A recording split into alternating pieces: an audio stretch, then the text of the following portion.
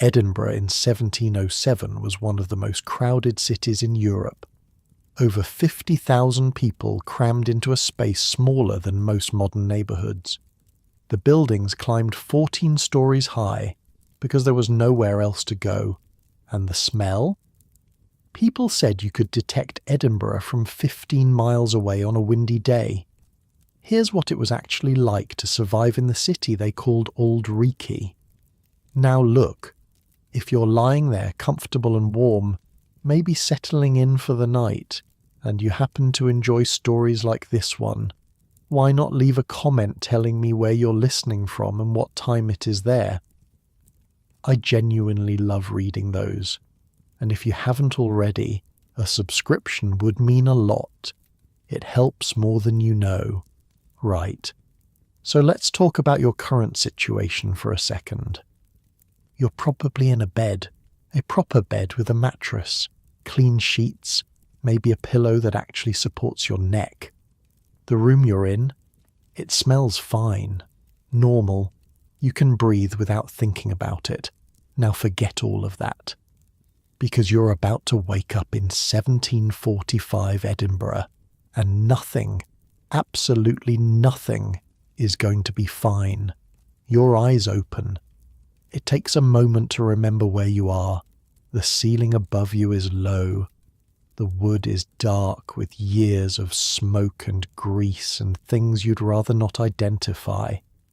A thin grey light filters through a window no bigger than your hand, and even that's obscured by rags stuffed into cracks where the glass should be.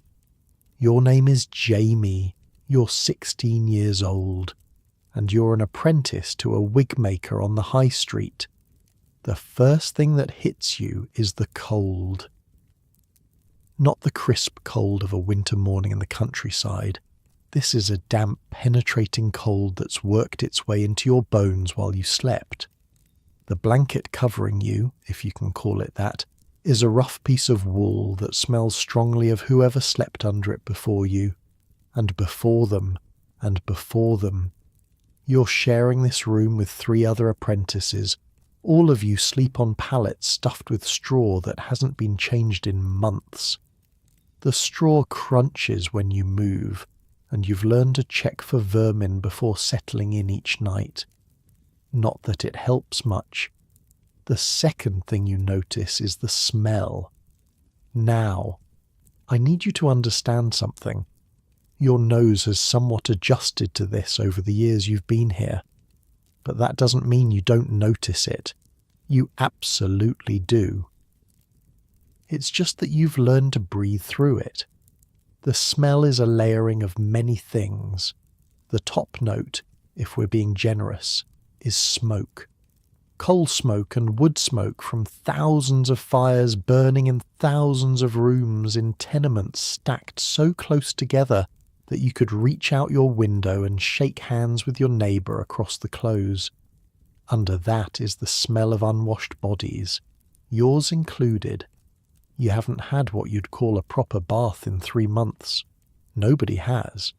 Bathing is considered dangerous by most people, opens up the pores to bad air, invites disease.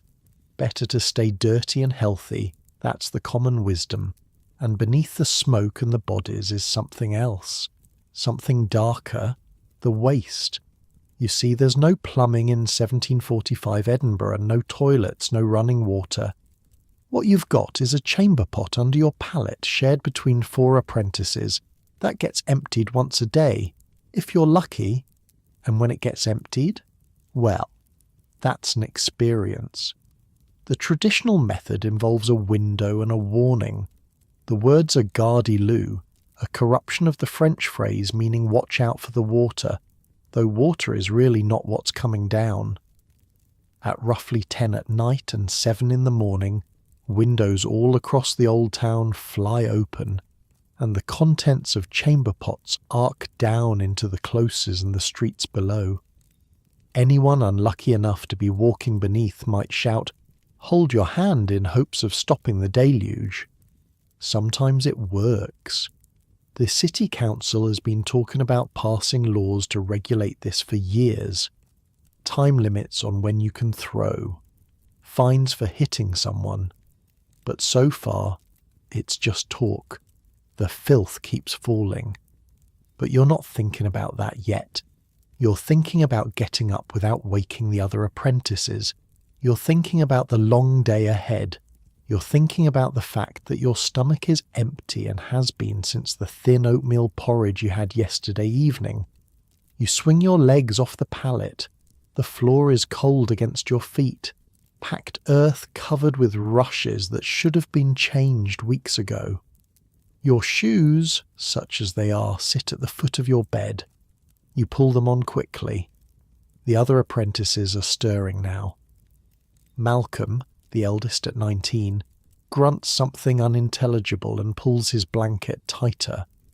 Duncan, who's about your age, has developed a cough that's been getting worse for the past month. You try not to think about what that might mean. The room you're in is on the 5th floor of a tenement on one of the narrow closes that snake down from the high street. Below you are 4 floors of humanity. Above you are another 9. In this single building, there are probably 200 people. Merchants and lawyers on the middle floors where the stairs aren't too bad and the waste from above doesn't reach. Poor folk like you up high, where the rent is cheaper and the climb is murder. And in the cellars at the bottom, in spaces that never see sunlight, live the people who have even less than you do. This mixing of classes is one of Edinburgh's peculiarities. A lord might live 2 floors above a chimney sweep. A professor at the university might share a staircase with a prostitute. Everyone uses the same close to enter and exit. Everyone breathes the same foul air. You make your way to the door of your room. It opens onto a narrow stone staircase that spirals down through the building. The stairs are worn in the middle from centuries of feet. They're also slick with moisture and other things you don't want to examine too closely in the dim light. As you descend, you pass doors leading to other rooms, other lives. Behind one, a baby is crying. Behind another, a man and woman are arguing in voices so loud that the words echo in the stairwell. Something about money, something about bread, the universal subjects. The smell gets worse as you go down. By the time you reach the close at street level, it's become a physical presence, a thickness in the air. The close itself is barely wide enough for 2 people to pass each other. The walls rise on either side like cliffs. The upper stories jutting out over the street, blocking what little sky there might have been. The cobblestones beneath your feet are covered with a layer of muck that defies description. Horse dung from the few animals that can navigate these narrow passages. Human waste from the nightly ritual. Food scraps. Dead things you step around without looking too closely. And yet, life goes on here. A woman emerges from a doorway carrying a bucket. She nods at you. You nod back. A dog is nosing through a pile of refuse near the entrance to the close. Somewhere above you, a window opens and a voice shouts something. You quicken your pace instinctively. The close opens onto the high street and suddenly the world expands. The high street is the spine of Edinburgh. It runs from the castle at the top of the ridge down to Holyrood Palace at the bottom.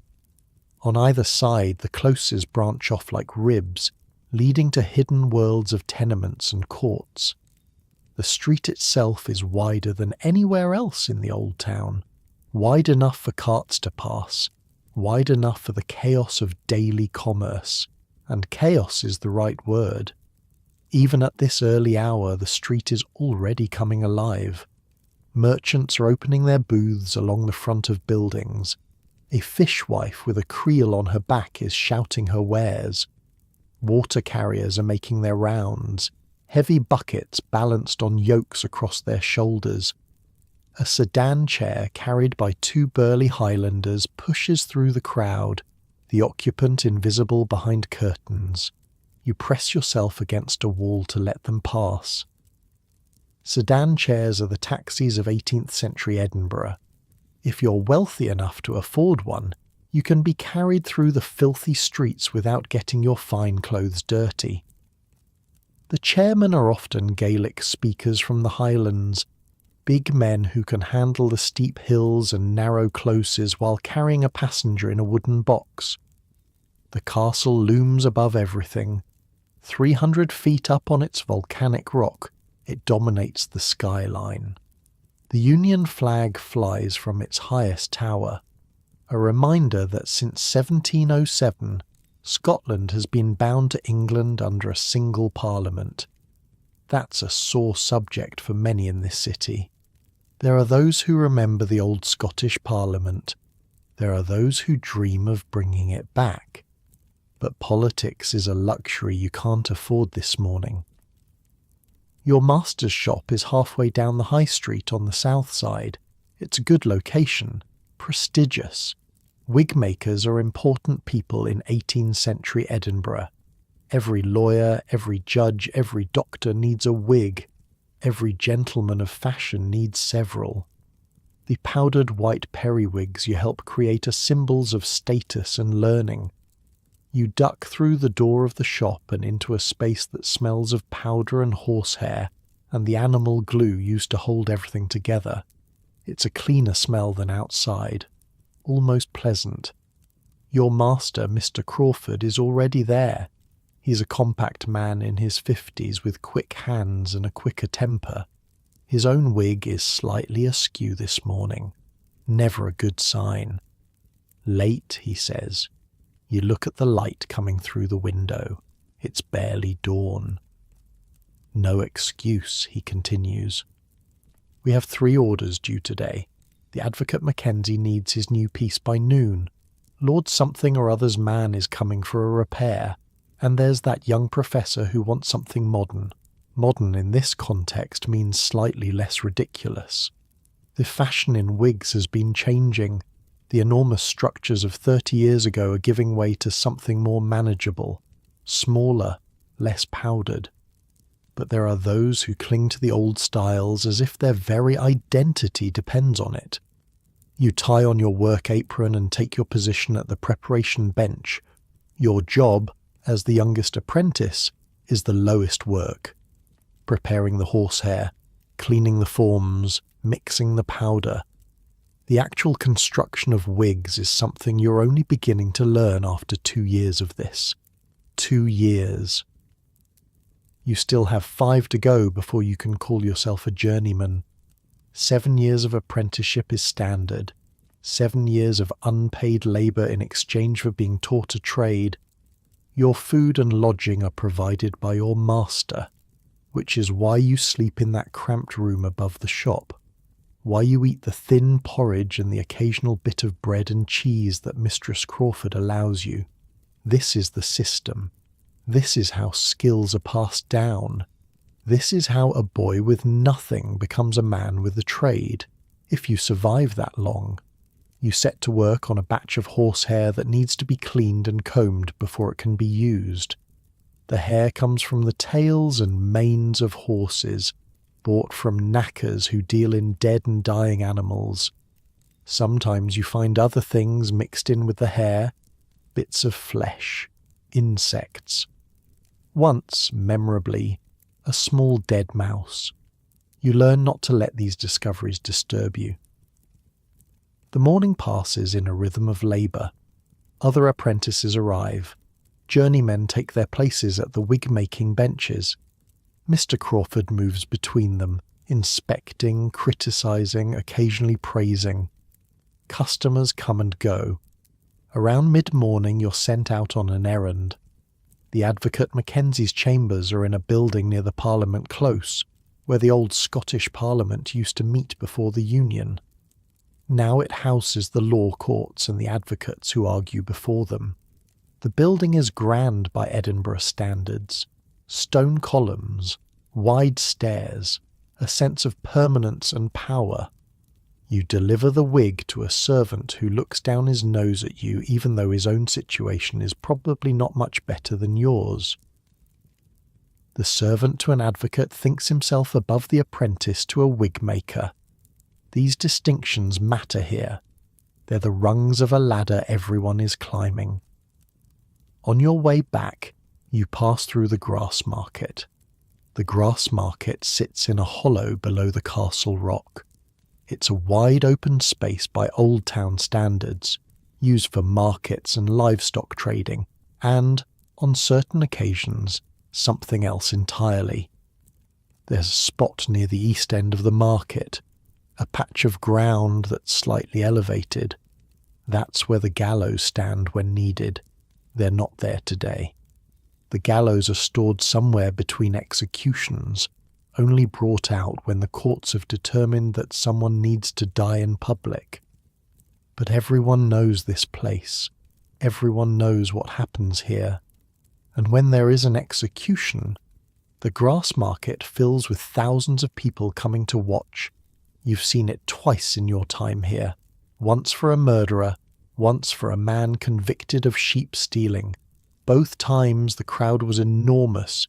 People hung out of windows in the surrounding buildings. Vendors sold pies and ale. Children sat on their fathers' shoulders for a better view. The hangings themselves were awful and fascinating, and you couldn't look away even when you wanted to. The first man died quickly. His neck broke clean. The second man was less fortunate. He dangled and kicked for what felt like forever, while the crowd grew restless, and the hangman's assistants eventually pulled on his legs to finish the job. This is justice in 1745 Edinburgh. This is how the authorities maintain order in a city where order is always one bad harvest, one epidemic, one riot away from collapsing entirely. You hurry through the grass market and climb back up toward the high street. The sun, such as it is, has broken through the perpetual haze of smoke that hangs over the city. For a moment you can see Arthur's Seat in the distance, the ancient volcanic hill that marks the eastern edge of the city, green and wild and untouched by all of this. You think about what's out there, beyond the walls of Edinburgh, the countryside you came from, the farm where you were born, your mother, who might still be alive or might not be. You haven't had word in over a year. Letters cost money, and neither of you has much. You came to Edinburgh because there was nothing for you at home. A third son on a small farm has no inheritance coming, no land to work. Your options were the army, the church, or learning a trade. Your uncle knew someone who knew Mr. Crawford, and the arrangements were made. 7 years of your life in exchange for a future. It seemed like a reasonable trade at the time. Some days, like today, you're less certain. You duck into a close and begin the climb back to the shop. Your legs are strong from years of these stairs. Your lungs have adapted to breathing air that would choke someone from the countryside. You've become, despite yourself, a creature of this city. The close is busy now. Women are at the well at its base, drawing water into buckets they'll carry back up to their rooms. The well is the only source of clean water for the entire tenement. Clean being a relative term. The water comes from somewhere underground, filtered through rock and soil. It's better than drinking from the North Loch, which is basically an open sewer at this point. An old man is sitting on a stone step smoking a clay pipe. He nods at you as you pass. You don't know his name, but you've seen him here every day for 2 years. He's part of the furniture of this place, part of its fabric. Back at the shop, the afternoon stretches ahead. There's more work to do. There's always more work to do. And as you bend over the preparation bench, your hands moving automatically through tasks you've done 1,000 times before, your mind wanders to the question that everyone in Edinburgh is asking. What's going to happen next? Because there are rumours. There have been rumours for months now about a young man across the water, a prince in exile, a Stuart prince who claims that the throne of Britain rightfully belongs to his father, who claims that the German king in London is a usurper. They say this young prince is gathering support. They say he might actually do something about it. They say that soon everything might change. But for now, the powder needs mixing, the horsehair needs combing, and the city outside the window continues its endless, stinking, magnificent dance of survival. You focus on your work, and you wait. Spring comes slowly to Edinburgh. The snow melts. The ice on the North Loch cracks and breaks apart, great sheets of it tilting and sliding and finally dissolving into dark water. The first green appears on Arthur's Seat, that ancient volcanic hill that watches over the city. Birds return, swallows darting between the tenements, sparrows nesting in the eaves. Water flows again through the gutters and closes, carrying away the winter's accumulated filth. The smell changes, not better exactly, different. The smell of thaw, of renewal, of a city shaking off the cold and remembering what warmth feels like. The days grow longer, the sun climbs higher in the sky, and Edinburgh, battered and bruised by everything it's been through, begins to breathe again. It's 1747 now, a new year, a year that doesn't have rebellion in it, a year that might, if you're lucky, be ordinary. You've almost forgotten what ordinary feels like. The past 2 years have been anything but. Occupation and war, hope and despair, friends lost and lovers departed. It's hard to remember the time before all that. Hard to remember what you worried about when there wasn't a war to worry about, but ordinary is coming back. You can feel it in the streets.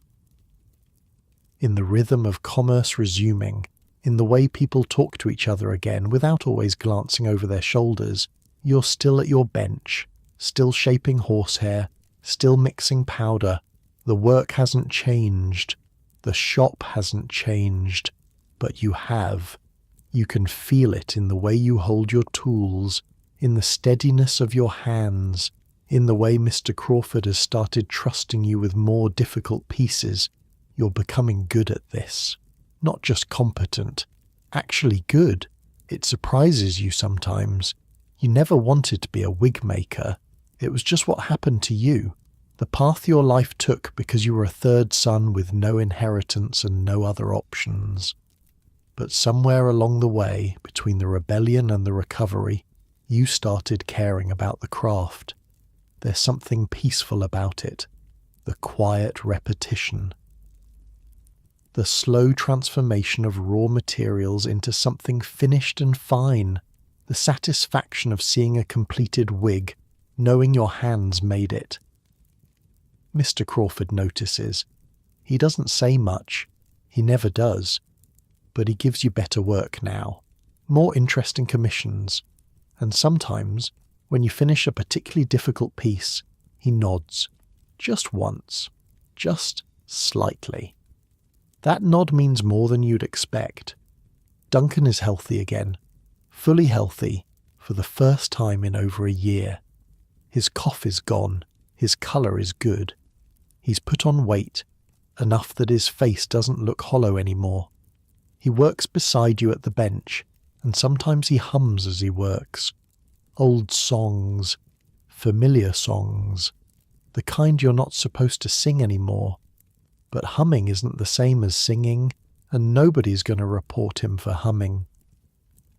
William finished his Bible again, cover to cover. He's on his 3rd reading now. You asked him once what he was looking for. He thought about it for a long time. Something that makes sense, he said finally. Something that explains why things happen the way they do. Did you find it? He shook his head slowly. But I'm going to keep looking. You understood that. The looking is the point sometimes. The trying to understand. Even if the answers never come. The city is changing. Not in dramatic ways. not in ways that everyone notices.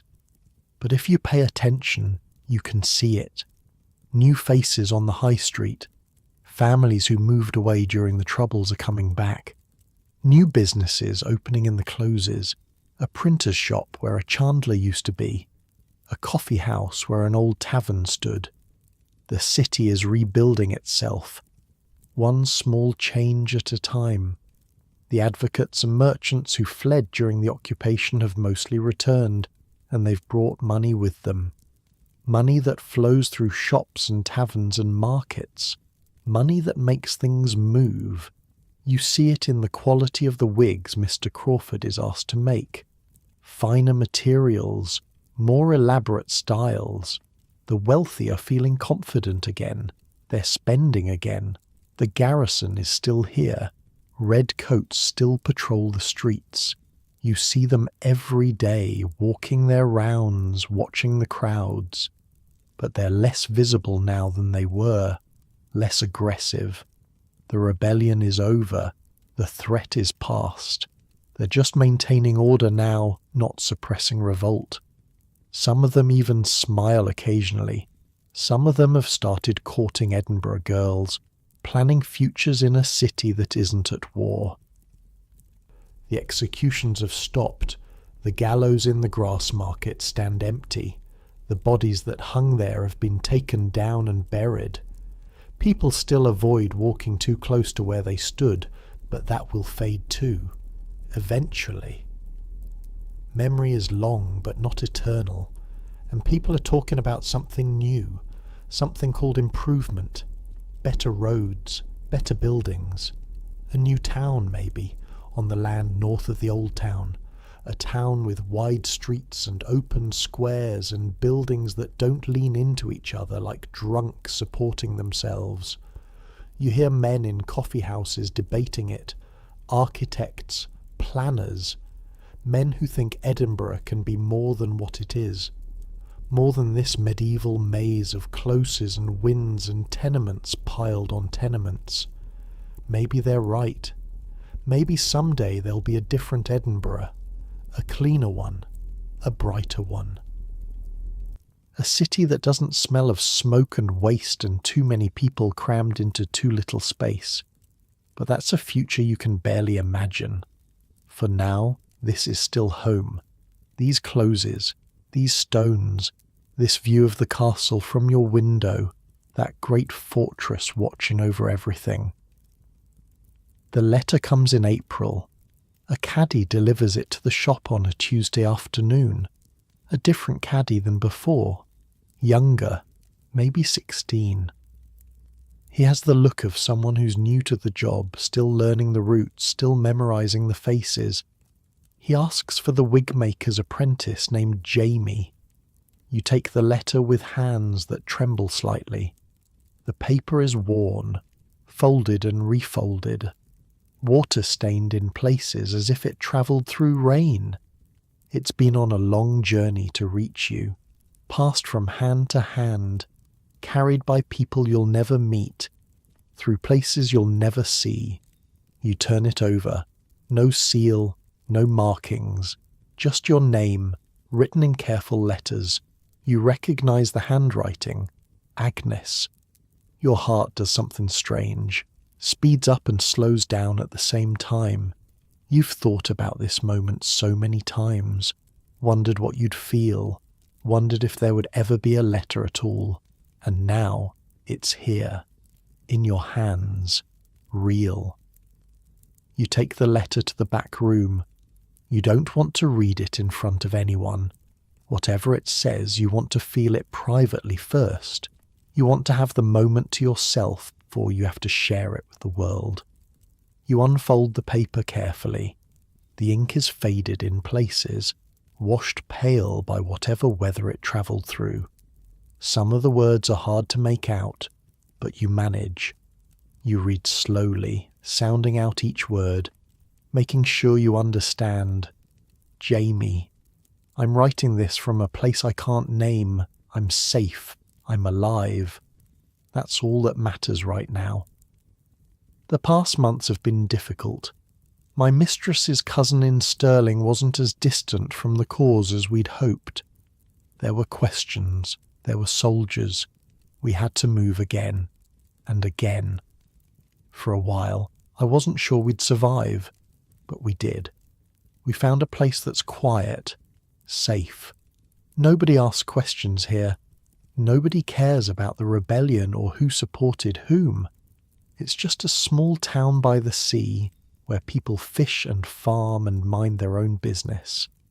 I think about you. More than I should, probably.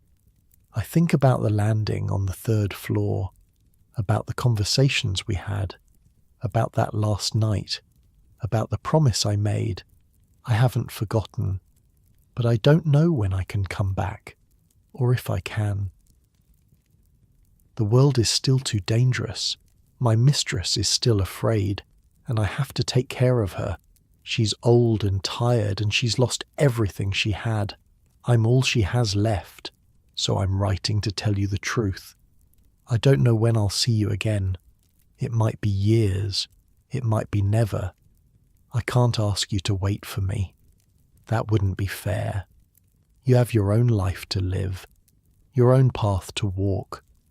But I wanted you to know that I'm alive, and that I haven't forgotten you, and that somewhere in a little town by the sea there's a girl who still remembers a wig-maker's apprentice who was kind to her when kindness was rare. Whatever happens, Jamie, whatever your life becomes, I hope you find happiness. I hope you find peace. I hope the world is gentler to you than it was to us. Be well, be safe, be happy. Agnes. You read the letter 3 times, then you fold it carefully and put it in your pocket against your chest. She's alive. That's what matters. She's alive, and she's safe, and she hasn't forgotten. The rest you'll figure out. Somehow, someday.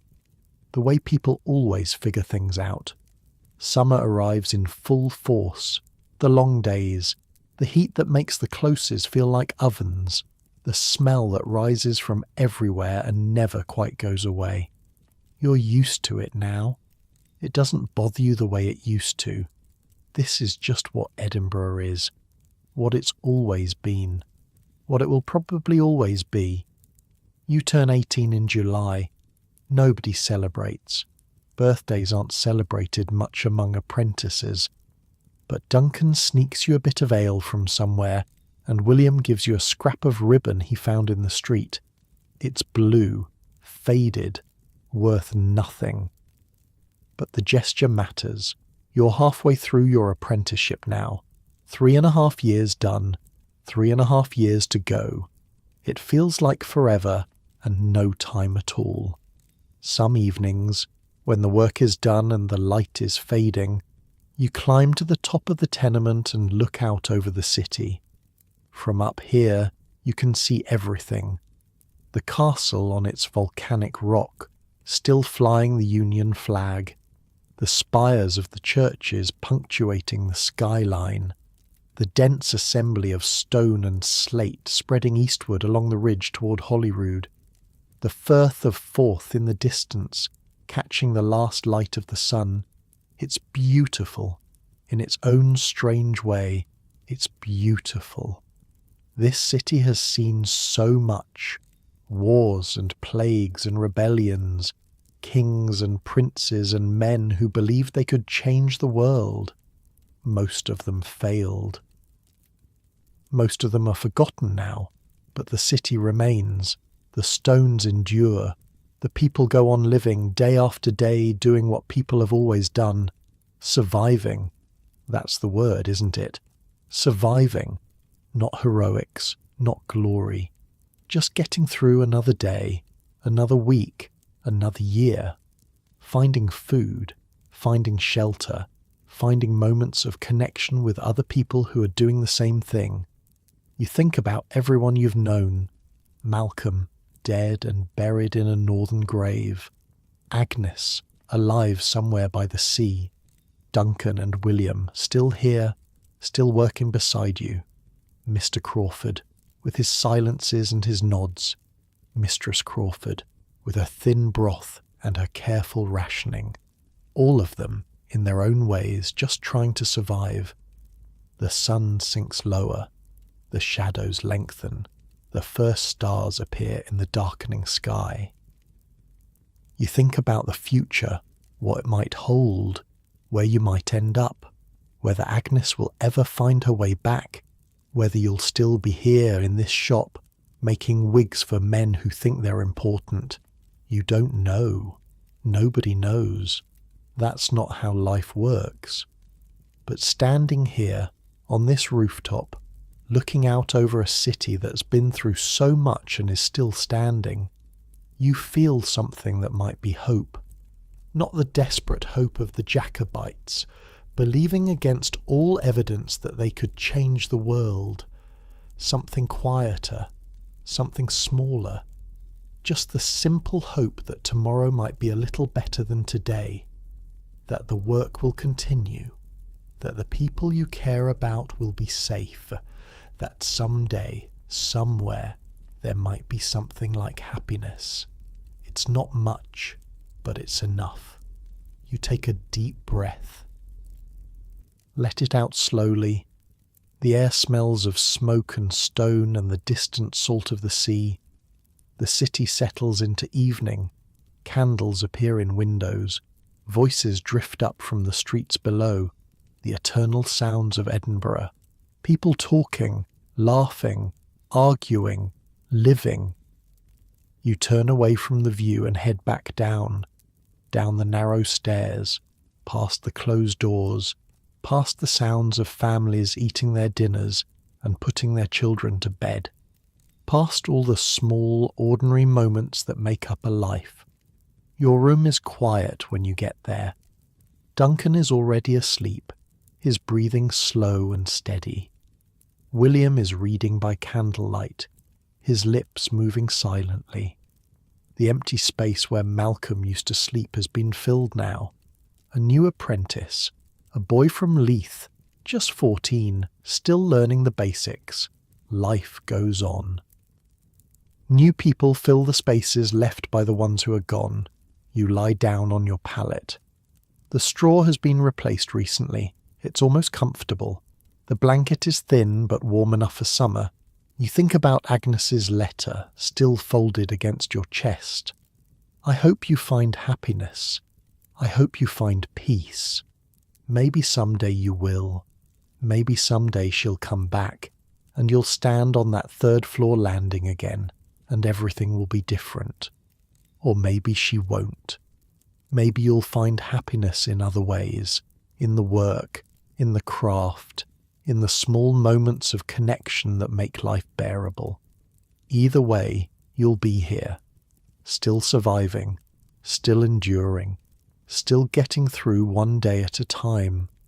The candle burns low. William closes his Bible and blows out the flame. The room goes dark. Through the window, you can see the stars. The same stars that have watched over this city for centuries. The same stars that Agnes is probably looking at right now in her little town by the sea. You're connected in that way, by starlight, by memory, by a promise that might still mean something, even after everything. The building settles around you, the old timbers creaking, the stones holding the warmth of the day, the sounds of thousands of people pressed together in this ancient maze, settling into sleep. Your eyes grow heavy, and now, here, in this moment, you're not so different from where you started, lying in the dark, listening to the city breathe, waiting for tomorrow. But something has changed. You've lived through history now. You've seen princes and armies and executions. You've loved and lost and learned what it means to survive when the world is trying to break you, and you're still here. That matters. That means something. The stars wheel slowly overhead. The city sleeps beneath them, and somewhere in the darkness, in a tenement on the high street, a wigmaker's apprentice closes his eyes. Tomorrow will come. It always does. But tonight, there's just this. The quiet, the darkness, the slow, steady rhythm of breathing.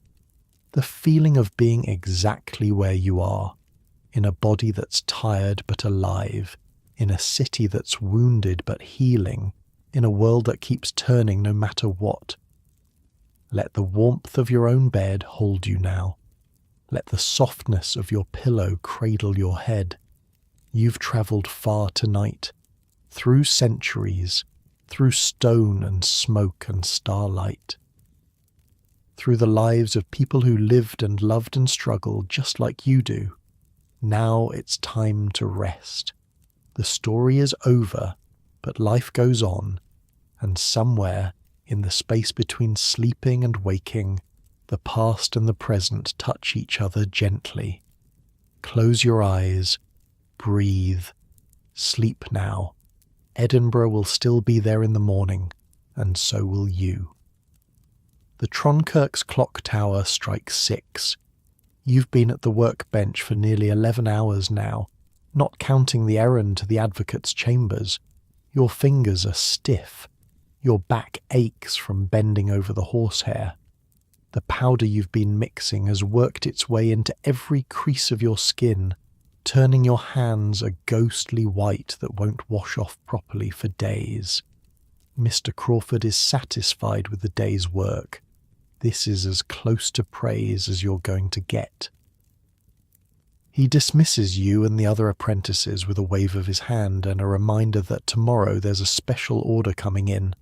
Some lord from the Highlands wants something elaborate, something expensive, something that will keep everyone busy for a week. You step out onto the high street and the city hits you all over again. The light is different now, golden, slanting. The sun is dropping toward the castle rock, and the shadows of the tenements stretch across the cobblestones like long, dark fingers. The evening crowds are different from the morning ones. Fewer merchants, more workers heading home, more people heading to taverns. Malcolm, the older apprentice, falls into step beside you. He's got a few pennies in his pocket. His sister sent them last month and he's been saving them for a night like this. "Come on," he says. "I'll buy you a drink." This is unusual. Malcolm isn't known for generosity, but you're not about to say no. The tavern he leads you to is down one of the closes off the Canongate. The Canongate runs east from the High Street toward Holyrood Abbey, where the old kings of Scotland used to stay before the Union changed everything. It's a wider road than most in the old town, but the buildings pressing in on either side are still tall enough to block out the sky. Stone faces rising 4, 5, 6 stories, each one packed with families stacked on top of each other. Carts rattle past over the cobbles. A woman carrying a bundle of laundry nearly knocks into you.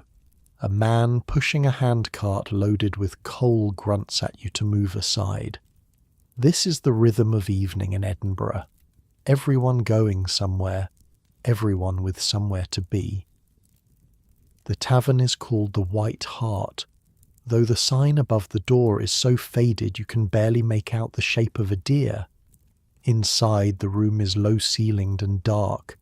Smoke from a peat fire mingles with pipe smoke from a dozen customers. The floor is packed earth covered with sawdust and rushes. It smells like spilled ale and sweat and something cooking in the back room. Malcolm orders 2 pints of small beer and leads you to a table in the corner. Small beer is what ordinary people drink. It's weak enough that you could have 5 or 6 pints without getting properly drunk, but it's safer than water and more filling than you'd expect. The brewing process kills whatever might be living in the water. Smart people figured that out even if they didn't understand why. The ale comes in wooden cups. It's dark and slightly bitter and surprisingly cold. You drink half of yours in one go. Malcolm watches you with something like amusement. thirsty," he says. You just nod. Around you, the tavern is filling up. Workers from the nearby breweries and tanneries, a few sailors up from Leith, the port town a mile to the north. Some men who look like they might be lawyers or clerks, their wigs slightly askew after a long day. The social mixing continues even here. A tavern is neutral ground. Everyone's money spends the same. The food arrives without being ordered.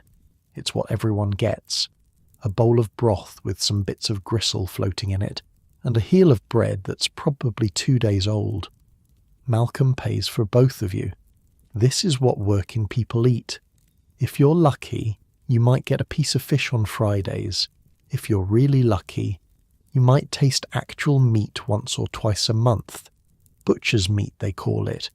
Beef or mutton from the flesh market close, where the blood runs down the cobblestones and into the drains. The wealthy eat differently, of course. Up in their apartments on the better floors, they're having roast fowl and puddings and wine from France.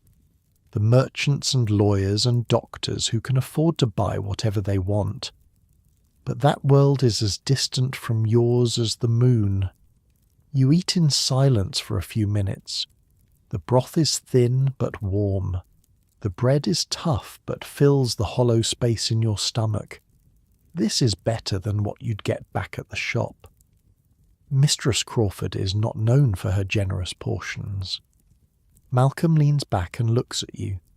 You hear what happened at the castle this morning? You shake your head. They nearly doubled the garrison. More redcoats coming up from the south. This gets your attention. The castle garrison is already substantial. Edinburgh has been a military town since the Jacobite rising back in 15, when supporters of the exiled Stuart king tried to take back the throne. The government won that time. They've been nervous ever since. Why, you ask? Malcolm shrugs, but there's a look in his eye that suggests he knows more than he's saying.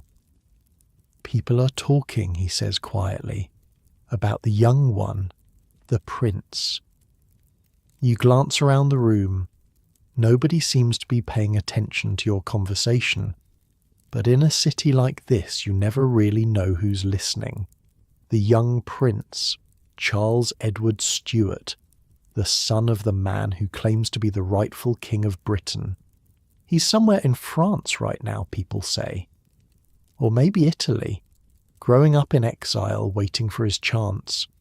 There are those in Edinburgh who still toast to the king over the water, who slip Stuart coins into collection boxes for the cause, who remember what Scotland was before the Union, before the English Parliament took over, before the castle became a symbol of occupation rather than sovereignty.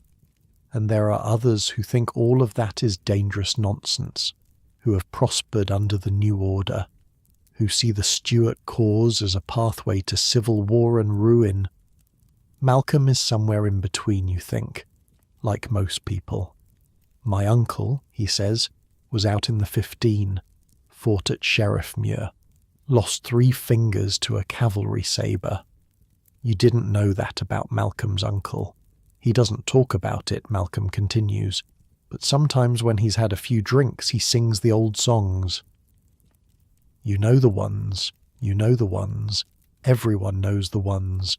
Songs about bonny princes and rightful kings and the dream of Scotland restored. You've heard them sung quietly in back rooms. You've heard them hummed by old women who remember different times. Dangerous songs. Nothing's going to happen, you say. It's been 30 years since the last rising. They lost. It's over. Malcolm just looks at you. Then he finishes his beer and signals for 2 more. The evening deepens. More people crowd into the tavern. A fiddler sets up in the corner and starts playing something lively. Conversation gets louder. Someone starts singing along. The mood shifts from tired workers taking the edge off to something more festive. You realise you haven't thought about horsehair or powder or Mr. Crawford for almost an hour. This feels like an achievement. A girl brings over your second round of beer. She's young, maybe your age, with dark hair and a face that's either tired or bored or both. She catches you looking and holds your gaze for just a moment before moving on to the next table. Malcolm notices. "Don't even think about it," he says. "Her father owns this place. He'd kill you. You weren't thinking about it." "Not really. But now you're thinking about it." Outside the window, the light has faded completely. Edinburgh at night is a different city. The same streets that bustle with commerce during the day become something else after dark. Something more dangerous. There are no streetlights, no lamp posts. If you want to see where you're going, you bring your own candle or lantern, or you hire a link boy to carry one for you. Link boys are usually children, earning a few pennies by leading drunken gentlemen through the dark streets to their destinations. It's honest work, mostly. The problem is that darkness hides things. Pickpockets work the crowds outside taverns, waiting for men who've had too much to drink. Footpads lurk in the closes, ready to club a passing stranger and rifle through their pockets. Some of them work in pairs, one to distract you with a question or a sob story, the other to come up behind you with a cudgel. The city guard patrols some areas, but they can't be everywhere, and some of them are as corrupt as the criminals they're supposed to catch. Pay them enough and they'll look the other way while your shop is robbed. Cross them and you might find yourself arrested for something you didn't do. There are worse things than thieves out there too. Men who've lost their minds to drink or disease. Women desperate enough to do anything for the price of a meal. Children who've grown up in the cellars of the Cowgate, never knowing anything but darkness and violence. The city produces these people, crushes them between its stones like grain in a mill, and then acts surprised when they turn dangerous. Women of a certain profession work the darker corners of the Canongate and the Cowgate. This is the oldest business there is. Edinburgh pretends to be shocked by it even as it supports a thriving trade. The Kirk thunders against sin on Sundays. The customers return on Monday nights. You've learned to navigate this world. You know which closes to avoid after dark. You know how to walk quickly and quietly, with your hands in sight and your head down. You know not to make eye contact with strangers. You know not to carry anything worth stealing. But tonight you're not alone. Malcolm is with you. And Malcolm, despite his skinny frame, has a reputation for being handy in a fight. We should go, you say. Mistress Crawford locks the door at 10. Malcolm waves for a third round. Another hour won't hurt, he says. It's not even 8 yet. You stay. The fiddler plays faster now. People are dancing, sort of. It's more like shuffling in place, but the energy is infectious. The girl with the dark hair is weaving between tables carrying drinks, dodging hands that reach for her. She handles it all with practiced ease. You think about your life, the 7 years stretching ahead of you, the cramped room and the thin porridge and the endless work. And you think about what Malcolm said, about soldiers arriving, about the prince across the water. What would you do if he came? The question arrives unbidden and sits there in your mind like a stone in your shoe. What would you do? Would you fight for a king you've never seen, for a cause that lost 30 years ago? Would you risk everything for the dream of Scottish independence? Or would you keep your head down, keep working, keep surviving the way you have been? You don't know. You're 16 years old. You're an apprentice wig maker. You own nothing but the clothes on your back and a knife your father gave you before he died. You are nobody. Nothing. And yet, something is stirring in this city. You can feel it. In the way people talk, in the way they look at the redcoats in the streets, in the way old men sit a little straighter when certain songs are played. Malcolm is watching the room with an expression you can't quite read. "I've been thinking," he says, "about when my time's up. His apprenticeship ends in 2 years. He's been at it longer than you. I might not stay in Edinburgh," he continues, "might head north. My uncle has connections in the Highlands. That's new information. Malcolm has never talked about leaving before." "Why?" you ask. He doesn't answer directly, just takes another drink of his beer. "Things are going to change," he says finally, "one way or another. Better to be somewhere you can see it coming." The fiddler stops playing. The room seems suddenly quieter. Someone opens the door and a blast of cold night air cuts through the warmth of bodies and fire. A man enters, big, red coat, a soldier. The conversation doesn't exactly stop, but it shifts, gets quieter, more careful. Everyone is aware of the uniform in the room. The soldier walks to the bar and orders something. His accent is English, Southern English. He's a long way from home. This is part of what the garrison means. These men don't belong here. They've been sent here to keep order, to prevent rebellion, to remind everyone that Scotland is now part of something larger, something ruled from London. Some people in this tavern probably work with soldiers, supply them, serve them, take their money. Others probably hate them with a quiet, burning hatred that never quite goes out. The soldier gets his drink and finds a seat near the fire. He doesn't seem interested in causing trouble. He's just a man far from home, looking for warmth and alcohol like everyone else.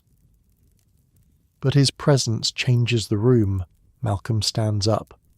"Time to go," he says. Now you agree with him. You make your way to the door, past the soldier who doesn't look up, past the bar where the dark-haired girl is wiping down the wood with a rag, past the fiddler who's packing up his instrument. The cannon gate is dark and cold. Your breath makes clouds in the air. The stars are invisible behind the perpetual haze of smoke that hangs over the city. Malcolm walks beside you in silence. The streets are mostly empty now, just a few figures moving between pools of shadow. A link boy passes with his torch, leading a gentleman who's clearly had too much to drink. Somewhere in the distance a dog barks. You climb up through the closes toward the high street. The stairs are treacherous in the dark. You've done this climb 100 times, but each time you're aware of how easy it would be to slip, to fall, to crack your head open on the worn stone and lie there until morning, when someone would find you. The close is alive with sounds even at this hour. Behind closed doors, families are settling in for the night. You hear a mother singing to a child, an old man coughing. Somewhere above you, the rhythmic creak of a bed that means someone is either praying or doing something else entirely. Light enters these spaces in shafts during the day. At night there's nothing, just the feel of the walls on either side guiding you upward, just the smell of smoke from 1,000 fires and the ever-present stench of everything else that accumulates in places where too many people live too close together. A cat darts across your path. You nearly trip over it. Malcolm swears quietly.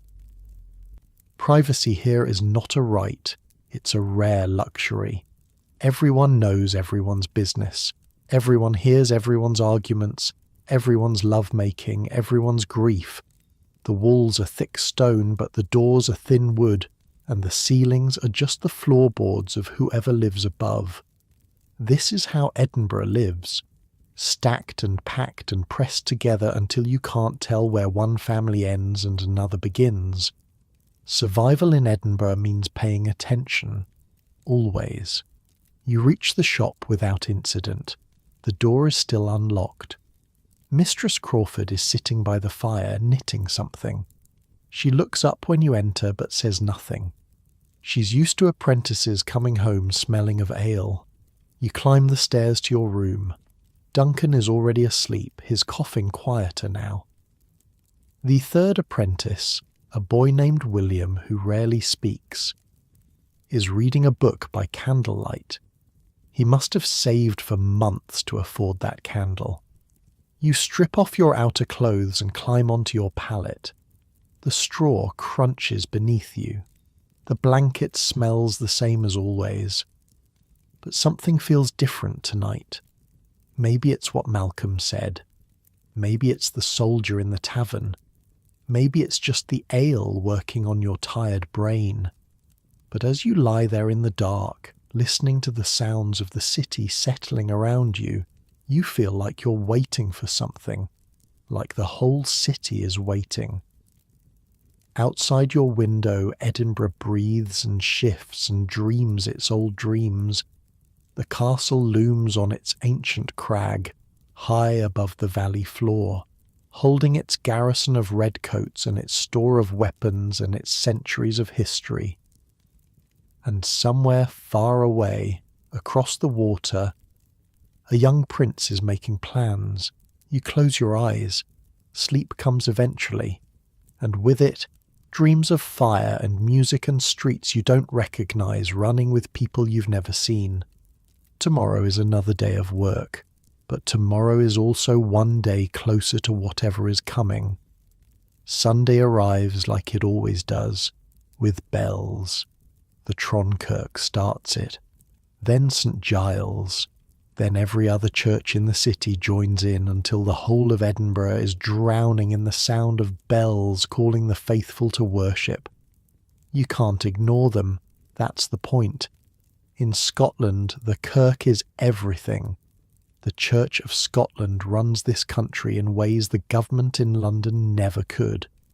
Ministers track who attend services. Elders visit homes to make sure families are praying. Skip church too many times and you'll find yourself hauled before the kirk session, answering questions about your faith while the whole congregation watches. This is how order is kept, not just through soldiers and magistrates, but through the watchful eyes of neighbours who report each other's sins, adultery, drunkenness, working on the Sabbath, speaking ill of the minister. All of it is noted. All of it is punished. You roll off your pallet and immediately notice something wrong. Duncan isn't moving. He's still under his blanket, curled on his side, and his breathing sounds like someone dragging stones across gravel. Hey, you shake his shoulder. Duncan, wake up. He opens his eyes. They're glassy, unfocused. His skin, when you touch his forehead, is burning hot. Can't, he whispers. His voice is a croak. Can't get up. Malcolm is already dressed. He comes over and looks down at Duncan with an expression that's hard to read. It might be concern.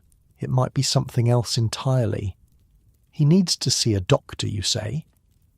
Malcolm laughs. It's not a kind sound. With what money? You don't have an answer for that. Apprentices don't get paid. The food and lodging are supposed to be payment enough. If Duncan needs a doctor, Mr. Crawford would have to pay for it, and Mr. Crawford is not known for his generosity towards sick apprentices. Stay with him, Malcolm says. I'll tell the master. He leaves.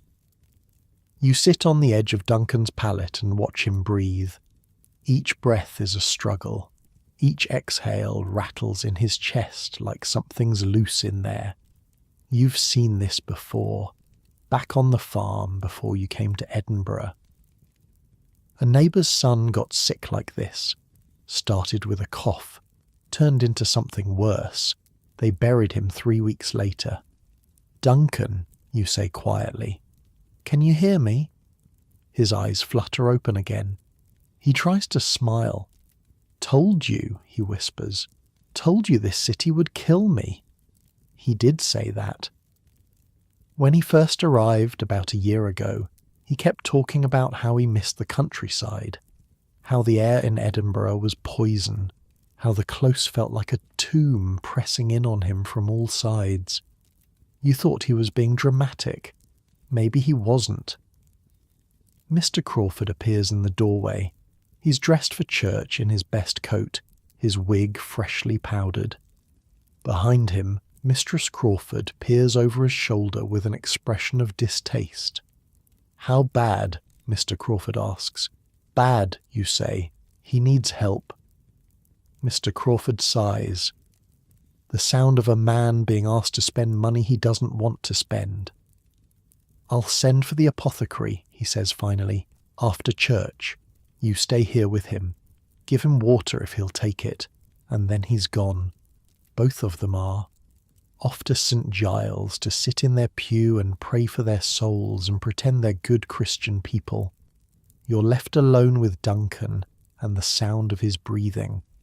The water situation is a problem. There's a pitcher in the corner of the room. It's empty. The well at the bottom of the close is 7 flights of stairs down. You'll have to go get it yourself. You leave Duncan wrapped in his blanket and make your way down the spiralling staircase. The building is quiet now. Everyone is either at church or pretending to be asleep. Sunday is supposed to be a day of rest, but someone still has to fetch water. Someone still has to empty the chamber pots. Someone still has to feed the animals that don't care what day of the week it is. The close at the bottom is empty. Sunlight falls in shafts through the gaps between buildings, illuminating dust motes and things you'd rather not identify floating in the air. The well is a simple stone structure with a wooden bucket on a rope. You lower the bucket, hear the splash when it hits water, wait for it to fill, and then haul it back up. Your arms are strong from years of this work. The bucket is heavy but manageable. You pour the water into your pitcher, careful not to spill any. Water is precious. Every drop you waste is another trip down those stairs. A woman appears from a doorway across the close. She's carrying her own bucket, heading for the same well. Young, maybe a few years older than you. Dark hair pinned up under a cap. A servant's dress, plain but clean. She sees you and nods. You nod back. For a moment, neither of you speaks. Just 2 people in an empty close on a Sunday morning, doing the work that doesn't stop for the Sabbath. "Your friend," she says, "the one who's sick, is he any better?" You're startled that she knows. But of course she knows.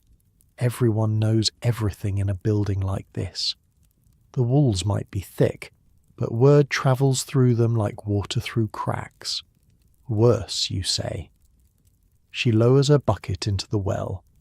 "My mistress has some herbs," she says, "for fever. I could bring some up if you want." You hesitate. Charity isn't free in Edinburgh.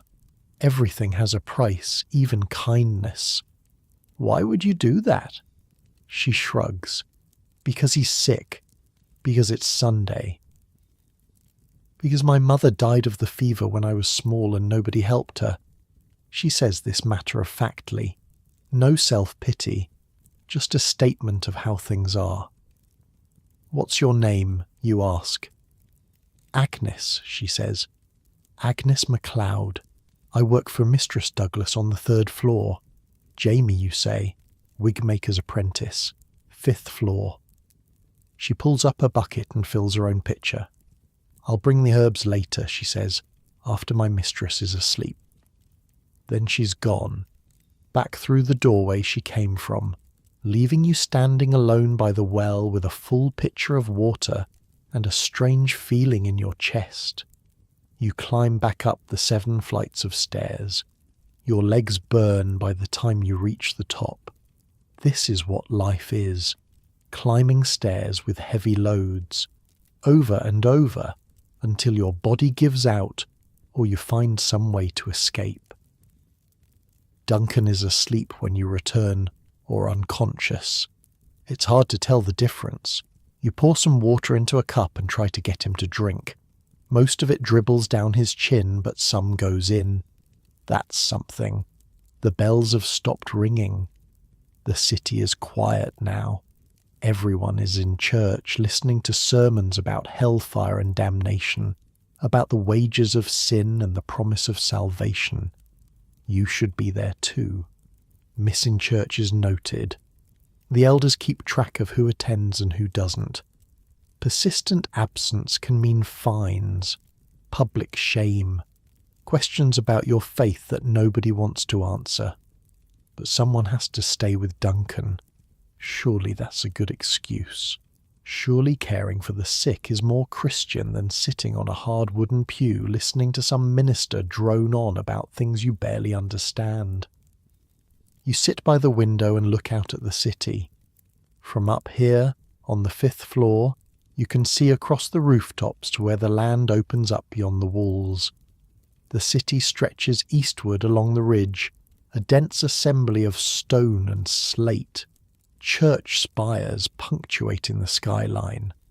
The castle commands the western height, perched on its great rock like a stone fist raised against the sky. And there, beyond the low-lying ground and the still waters of what remains of the North Loch, Arthur's Seat rises, another volcanic remnant from ages before people walked this land, green and wild and untouched by the filth and noise of the city below. The view from here shows you exactly where you are, trapped between the medieval past and something else, something newer, something that might be better or might be worse. The city is changing. New ideas are spreading through the taverns and coffee houses. Men are talking about reason and progress and the future of mankind. But here, in these ancient tenements with their crumbling plaster and smoke-darkened stone, the past still holds on tight. Sometimes you imagine walking out there, climbing to the top of Arthur's Seat, looking down at the city and all its filth and noise and seeing it from the outside for once, being somewhere you can breathe without tasting smoke. But that's a fantasy. You have 5 more years of this. 5 more years of horsehair and powder and Mr. Crawford's criticism. 5 more years of thin porridge and shared pallets and the endless climb up and down these stairs, if you survive that long, if the fever doesn't get you like it's getting Duncan, if the footpads don't catch you on a dark night, if 1,000 other dangers don't end your story before it really begins. The apothecary arrives in the late afternoon. He's a thin man with spectacles and a bag full of mysterious bottles. He examines Duncan with an air of boredom, as if sick apprentices are the most tedious thing he has to deal with, which they probably are. He takes Duncan's pulse. He looks at his tongue. He asks questions about what he's been eating, where he's been sleeping, whether he's been near any dead bodies or foul smells. The questions seem random to you, but apparently they mean something.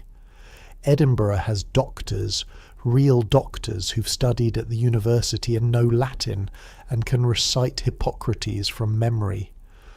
But those doctors charge prices that would equal a year of Mr. Crawford's rent.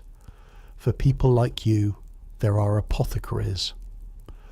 Men who mix medicines according to formulas passed down through generations, who know which herbs treat which symptoms, who sometimes cure their patients and sometimes don't. Fever, he pronounces. Obviously. He prescribes a tincture that smells like something died in it, and instructions to keep the patient warm and give him broth if he'll take it. The medicine contains things you'd rather not think about. Apothecaries use everything. Ground up minerals, animal parts, plants that would kill you in the wrong dose. It's all mixed together according to principles you don't understand, based on theories about humours and balances that go back to the ancient Greeks. Will he live? You ask. The apothecary shrugs. God's will, he says. And then he leaves to collect his fee from Mr. Crawford. You stand there holding the bottle of tincture, feeling useless. That evening Agnes appears at the door. She's carrying a small cloth bundle. Inside are dried herbs that smell sharp and green, completely unlike the apothecary's medicine. My grandmother's recipe, she says. Steep it in hot water. Make him drink as much as he can. You take the bundle. Your fingers brush hers for just a moment. Thank you. She looks past you to where Duncan lies on his pallet. He looks bad, she says. I know. I lost a brother to the fever, she continues. He was about his age. It was 5 years ago. We lived in a room in the Cowgate back then, before I found work here. The Cowgate. You know that street. It runs below the high street, in the valley between the ridges. It's where the poorest of the poor live, in cellars that never see sunlight, in rooms where water runs down the walls and mould grows on everything. You walked through there once, on an errand for Mr. Crawford. The smell was different from the rest of the city. Worse, somehow. More concentrated. The people who looked out from doorways had faces that seemed older than their years. Children with the eyes of old men. Women who might have been beautiful once before poverty ground them down. The buildings there are the same stone tenements as everywhere else, but somehow they feel heavier, more oppressive. The closes are narrower, the light barely reaches the ground, and the sounds are different too. Less commerce, more desperation. Less laughter, more crying. If you fell far enough, if you lost your apprenticeship and had nowhere else to go, that's where you'd end up. In the Cowgate, among the people who have nothing left to lose. I'm sorry, you say. She shakes her head. Don't be sorry. Just don't let him die if you can help it. She turns to go. Agnes, you say. She stops. Come back tomorrow. Let me know if the herbs work. She almost smiles. All right, Jamie. I'll come back tomorrow. Then she's gone, and you're left with the herbs and the sick boy and the long night ahead. You make the tea the way she said, hot water from the kettle. Mistress Crawford reluctantly allowed you to use. The herbs steep and turn the water a brownish-green colour. It smells like the countryside, like fields and forests and places that aren't Edinburgh. Duncan drinks it. Not much, but some. His fever seems to ease a little. His breathing sounds slightly less like a death rattle. Or maybe that's just hope talking. The night passes slowly. You doze in a chair you dragged over from the corner. Every few hours you wake to check on Duncan, to give him more tea or water. Malcolm comes back from somewhere around midnight, smelling of ale and smoke. He looks at Duncan, looks at you, and says nothing. William, the quiet apprentice, reads his book by the last of his candle. When the flame finally gutters and dies, he sighs and curls up on his pallet, and the city sleeps. Somewhere out there, behind the facades of the Royal Mile, in shared spaces where neighbours conduct the business of survival, other dramas are playing out. Other people are sitting up with sick relatives. Other servants are sneaking through doorways with bundles of herbs. Other boys are wondering if they'll live long enough to see the end of their apprenticeship. The buildings are worn, their plaster is crumbling, their stone is darkened by smoke. But life persists. It always does. People trade and argue and gossip and endure. They survive because the alternative is unthinkable. You look at Duncan's sleeping face. He seems peaceful now. The fever has broken at least partially. He's sweating, which is supposed to be a good sign. Maybe he'll make it. Maybe Agnes's grandmother's recipe is better than the apothecary's expensive tincture. Maybe there's still hope in this city of stone and shadow. You close your eyes and let yourself drift. Not quite asleep, but not quite awake either. Floating somewhere in between, where the sounds of Edinburgh fade to a distant murmur and the weight of everything doesn't press quite so heavily. Tomorrow is Monday. Tomorrow the work begins again. But for now, in this quiet hour before dawn, you allow yourself to rest. Duncan lives. By Monday morning his fever has broken properly. He's weak as a kitten and can't stand without help. But his eyes are clear again, and his breathing sounds like breathing instead of dying. Agnes's herbs worked better than the apothecary's medicine, or maybe both worked together, or maybe Duncan was just lucky. In Edinburgh, you take what you can get, and don't ask too many questions about where it came from. Mr. Crawford is relieved, not because he cares about Duncan particularly, but because a dead apprentice means explaining things to the guild. It means finding a replacement. It means disruption. You can go back to work, he tells you over breakfast. A thin porridge with a splash of milk and a piece of bread that's only 1 day old. Feast conditions. Duncan stays in bed. William, the quiet one, is assigned to watch him. You and Malcolm are needed in the shop. The Monday crowds on the high street are different from Sunday's emptiness. The city has woken up angry and hungry and ready to do business. Merchants are shouting prices.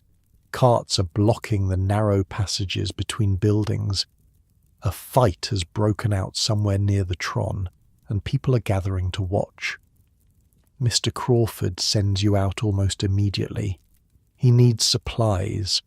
Horsehair from a dealer in the Cowgate, powder from an apothecary near the university, and something for dinner if you can manage it. Meat, if possible. The successful completion of the advocate's wig order has put him in a generous mood. You grab a basket and head out into the chaos. The high street is the city's spine. Everything flows through here. Every deal, every argument, every bit of news and gossip. Advocates in wigs walk beside sedan chairs carried by burly Highlanders. Servants haul barrels and sacks toward the closes where their masters live. A soldier in a red coat stands at the corner of a close, watching the crowd with eyes that miss nothing. You push through the press of bodies toward the flesh market. Every few steps someone is trying to sell you something. A woman with a basket of eggs, a boy with ribbons pinned to a board, a toothless old man claiming his tonic will cure anything from gout to impotence. The noise is constant. People shouting prices, haggling, arguing, laughing. This is the sound of commerce, the sound of survival. The flesh market close drops steeply down from the high street toward the Cowgate. It's narrow. Treacherous. The cobblestones are slick with things you try not to think about. Blood runs down the channels in the centre of the street, mixing with the general filth that accumulates in any place where meat is sold. But this is where the butchers work, and if you want meat in Edinburgh, this is where you come. The smell hits you before you see anything. Blood. Fat. The particular sweetness of flesh that's been hanging too long. The butchers work in stalls along both sides of the close, their wares displayed on wooden tables. Carcasses hang from hooks, sheep, pigs, cattle that have been driven down from the highlands and slaughtered here, within sight of the castle. Flies buzz despite the cold. Dogs lurk at the edges waiting for scraps. A cat watches from a windowsill with the patient expression of a creature that knows exactly where its next meal is coming from. The butchers themselves are big men mostly. You'd have to be to swing a cleaver all day and haul sides of beef from hooks. Their aprons are stiff with dried blood. Their hands are red and raw from constant washing in cold water. They call out to passing customers with voices hoarse from shouting. You're not here to buy from the fancy stalls where the whole joints hang. Those are for wealthy households with money to spend. The advocate's wife, the merchant's cook, people who can afford to be choosy about what they eat. You're looking for something cheaper. Offcuts, trimmings, the bits that no respectable household wants, but that make perfectly good stew if you don't look too closely. A butcher near the bottom of the close knows Mistress Crawford. He sets aside the less desirable pieces for customers like you. Today he's got some neck bones with a bit of meat still attached, and some liver that's only slightly grey around the edges. 6pence, he says. You haggle. That's expected. After a few minutes of back and forth, you settle on 4pence, which is what both of you knew it would be from the start. The dance matters, though. It's part of how things work. The meat goes in your basket, wrapped in paper that was probably a pamphlet about something political before it got recycled. Next stop is the cowgate for the horsehair. You take a different route down. The closes that connect the high street to the cowgate are like vertical streets, dropping down the slope of the ridge through darkness and stench. Light enters in shafts where gaps between buildings allow it. Smoke drifts from windows. Laundry hangs on lines strung between walls, dripping onto the heads of people passing below. A dog scavenges in a pile of refuse. It looks up at you with yellow eyes, decides you're not a threat, and goes back to its meal. At the bottom, the cowgate stretches east and west. It's darker down here. The tenements rise on both sides, blocking what little sky there is. The people who live here look different from the people on the high street. Thinner, harder, more desperate. You find the horsehair dealer in a shop that's barely more than a hole in a wall. He's an old man with hands like claws and eyes that have seen too much. He sells you what Mr. Crawford ordered without much conversation. The horsehair goes in your basket on top of the meat. Now for the powder. You climb back up to the high street and head east toward the university. The colleges of Edinburgh are clustered near the cowgate, in buildings that look almost as old as the tenements around them. Students in their dark gowns hurry between classes. Professors walk with books under their arms, discussing things you'll never understand. There's a coffee house near the corner that's always full of men arguing.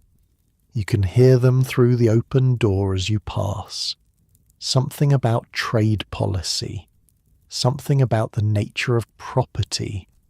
Words you recognize individually, but that don't make sense strung together. Coffee houses are new in Edinburgh. They've only been around for maybe 30 years, but they've changed things. Men gather there to read newspapers, to discuss ideas, to argue about everything from politics to philosophy. Coffee keeps them awake and alert. It's not like ale, which dulls the mind. Coffee sharpens it, or so people say. The men in these coffee houses are building something. You can feel it even if you don't understand it. A new way of thinking about the world. They call it the age of reason, the age of progress. They believe that human beings can figure out the answers to any question if they just think hard enough and observe carefully enough. Some of them are professors, some are lawyers, some are doctors or clergymen. They come from different backgrounds, but they share something, a hunger for knowledge, a belief that things can be better. You've heard stories about some of them. A philosopher named Hume who writes about morality and may or may not believe in God. People whisper that he's an atheist, though he's too clever to say so openly. An economist named Smith who's studying how wealth is created and distributed, who talks about markets and labour and the invisible forces that shape commerce. A historian named Robertson who's rewriting the story of Scotland with footnotes and sources instead of legends and myths. These are the men who are making Edinburgh famous beyond Scotland, beyond Britain even. They're being read in Paris and Amsterdam and Philadelphia. They're changing how people think about everything. But that world is as far from you as the moon. You buy the powder from an apothecary shop near the old college. It's a white substance made from ground-up rice and wheat, used to dust the wigs and keep them looking fresh. Wig powder is taxed by the government, which makes it expensive, which means every grain matters. On your way back, a caddy falls into step beside you. You know about caddies. They're the unofficial guides and porters of Edinburgh. They wear badges on their coats showing their licence by the city council, and they know everything about everyone. Need something carried across town? Ask a caddy. Need to find a particular person in the maze of closes and tenements? A caddy can take you right to their door. Need information about anything at all? A caddy probably knows, and for the right price he'll tell you. They come from all over. Some are local lads who grew up in the old town. Others are Highlanders who came down looking for work and found this. The term comes from the French, people say. Cadet, a younger son, someone without an inheritance. Someone who has to make his own way. This one is middle-aged, with a weathered face and a blue bonnet pulled low over his forehead. He carries a basket on his back, held by a leather strap around his forehead. His coat is worn but clean, the badge polished and visible. "Young master," he says, "wigmaker's boy, aren't you?" You nod, wary. Caddies don't just start conversations for no reason. "I know your master. Good man. Pays his debts on time. Makes wigs for some important people, doesn't he? Lawyers, judges, men who sit in the courts and decide who lives and who dies. What do you want?" The caddy smiles. It's not a friendly smile. "I want to share some information," he says. "Free of charge. Consider it a gift. Nothing's free in Edinburgh, true enough. But some gifts have strings attached and some don't. This one, you decide what to do with." He leans closer. His breath smells of ale and onions. "Word is," he says quietly, "there's ships gathering at French ports. Men and arms. Not merchants. Soldiers. And not just any soldiers. Scots who've been in French service. Highland regiments. Men who know how to fight. You feel a chill that has nothing to do with the weather. Who says?" The caddy shrugs. "People who know. People who've been watching the ports.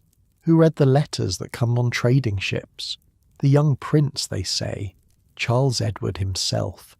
He's finally going to make his move. This summer maybe, or spring. The French are backing him. Ships and gold and promises of more to come.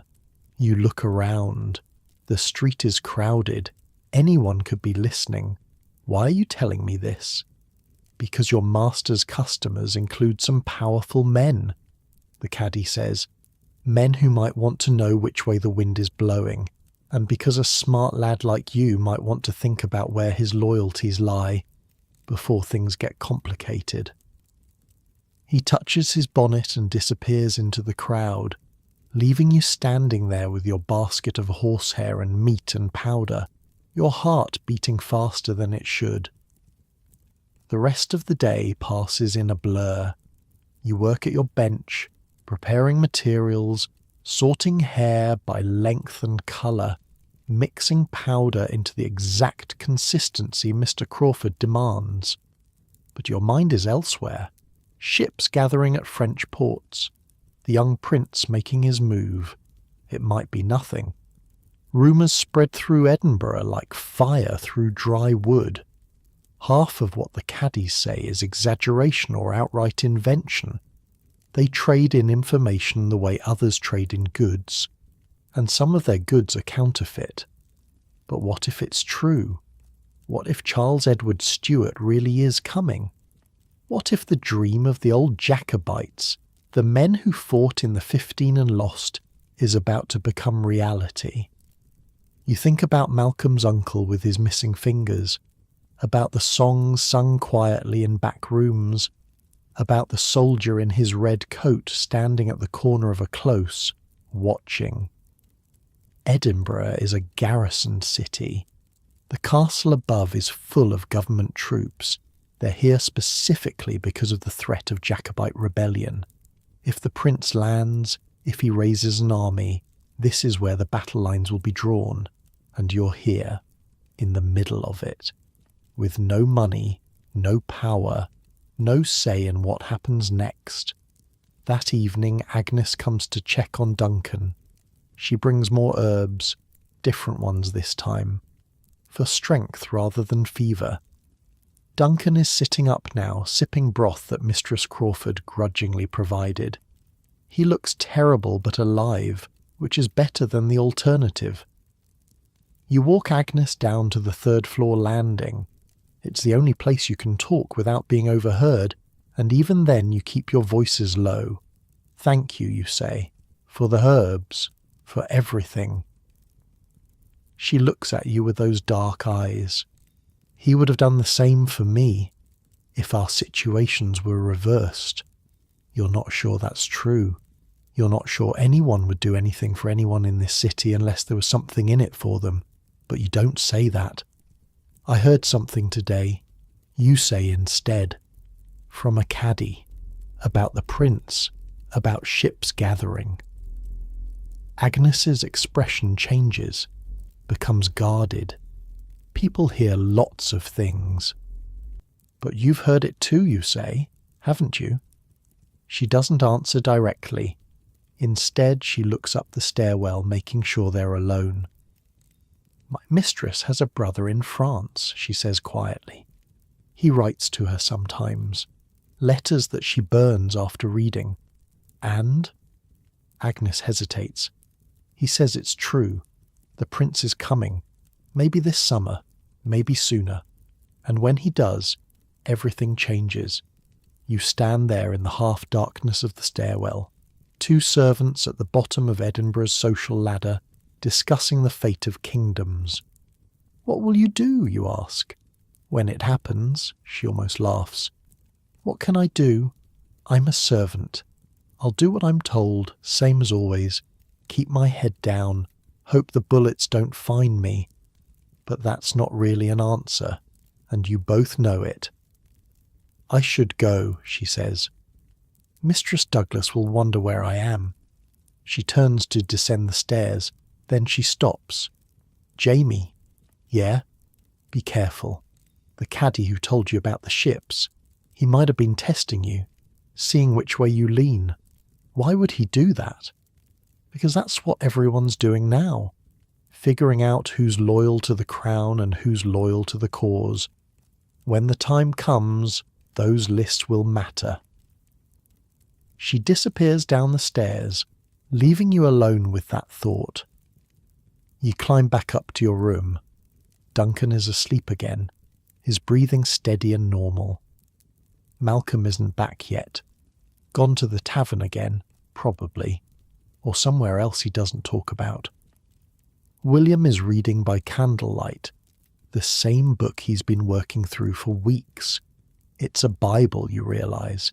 He's reading it cover to cover, like a man trying to find answers to questions he won't speak aloud. You lie on your pallet and stare at the ceiling. The wood is dark with years of smoke. Cracks run through it like the lines on an old man's face. Somewhere in the building a baby is crying.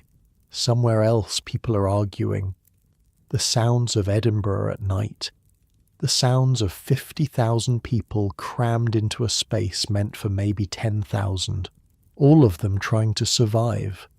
The straw crunches beneath you. The blanket scratches against your skin. Outside your window, the city is settling into darkness. The endless smoke rises from chimneys, catching the last light of day and turning the sky a muddy orange. Somewhere out there, a drunk is singing one of the old songs, the ones about bonny princes and rightful kings. His voice echoes through the close, bouncing off stone walls that have heard centuries of such songs. Other voices join in, a chorus of longing and defiance drifting up through the night air. Ships gathering at French ports. The prince is coming. Everything changes. You think about what Agnes said, about lists being made, about people figuring out who's loyal to the crown and who's loyal to the cause. What would happen to you if you chose wrong? What would happen to Duncan, who's too weak to fight for anyone? What would happen to Agnes, caught between a mistress with secret letters and a city that will tear itself apart when the time comes? And what about the men in the coffee houses, the philosophers and economists and historians building their new way of thinking? What happens to them when armies march and blood runs in the streets? Do their theories about reason and progress survive the chaos? You don't have answers. You're 16 years old. You're a wig-maker's apprentice. You don't make history. You just live through it if you're lucky. You close your eyes. But sleep is a long time coming. And when it finally arrives, your dreams are full of ships and soldiers and a young prince with a face you've never seen, leading an army of ghosts through streets that burn. Summer comes to Edinburgh like a thief. One day you're still wearing your heaviest coat and shivering in the morning air. The next, the sun is beating down on the cobblestones, and the smell of the city has intensified to something that makes your eyes water. Heat changes everything. The closes become ovens. The stone walls that held in the cold through winter now hold in the warmth, trapping it in narrow passages where the air doesn't move. You walk through them and feel the heat pressing against you from all sides. Above, below, left, right. There's no escape from it. The smells that were merely unpleasant in February become unbearable in July. The waste that froze solid in the gutters now bakes and festers in the sun. It doesn't just smell anymore. It has texture. It has weight. You can taste it on your tongue when you breathe. You learn to breathe through your mouth. Everyone does. It doesn't really help, but it feels like you're doing something. At night, the heat doesn't break. It just softens slightly. You lie on your pallet in the cramped room on the 5th floor, the straw scratching against your sweating skin, and you try to sleep. Duncan coughs in his corner. William reads his Bible by candlelight, the flame adding its own small heat to the room. Malcolm is restless, turning and turning on his pallet, muttering things you can't quite hear. The days blur together in a haze of heat and work. You sit at your bench in the shop, your fingers sticky with sweat, trying to work horsehair that doesn't want to cooperate. The powder clumps. The glue dries too fast. Everything is harder in summer. But there's something else in the air this summer. Something that doesn't have anything to do with the weather. Rumours. They've been circulating for months, of course. The caddie's words about ships gathering in French ports. The whispers in taverns about the young prince making his move. But now the rumours have teeth. Now they come with details. Now they come with dates. The prince has been planning this for years, people say. Ever since his father's failed attempt in 1715, ever since the dream of a Stuart restoration became a cause passed down from father to son, the young prince grew up in Rome, in exile, dreaming of a throne he'd never sat on. And now, finally, he's doing something about it. August. That's when you first hear a specific date. A man came into the shop one morning, a customer, one of the advocates who buys his wigs from Mr. Crawford. You've seen him before, a nervous man with soft hands and darting eyes. Today those eyes are wilder than usual. He was sweating more than the weather warranted. His wig was askew on his head. His coat was buttoned wrong. He pulled Mr. Crawford aside and spoke to him in low tones while you pretended to work and listened as hard as you could. Your hands moved automatically, combing horsehair, while your ears strained to catch every word. The prince has landed.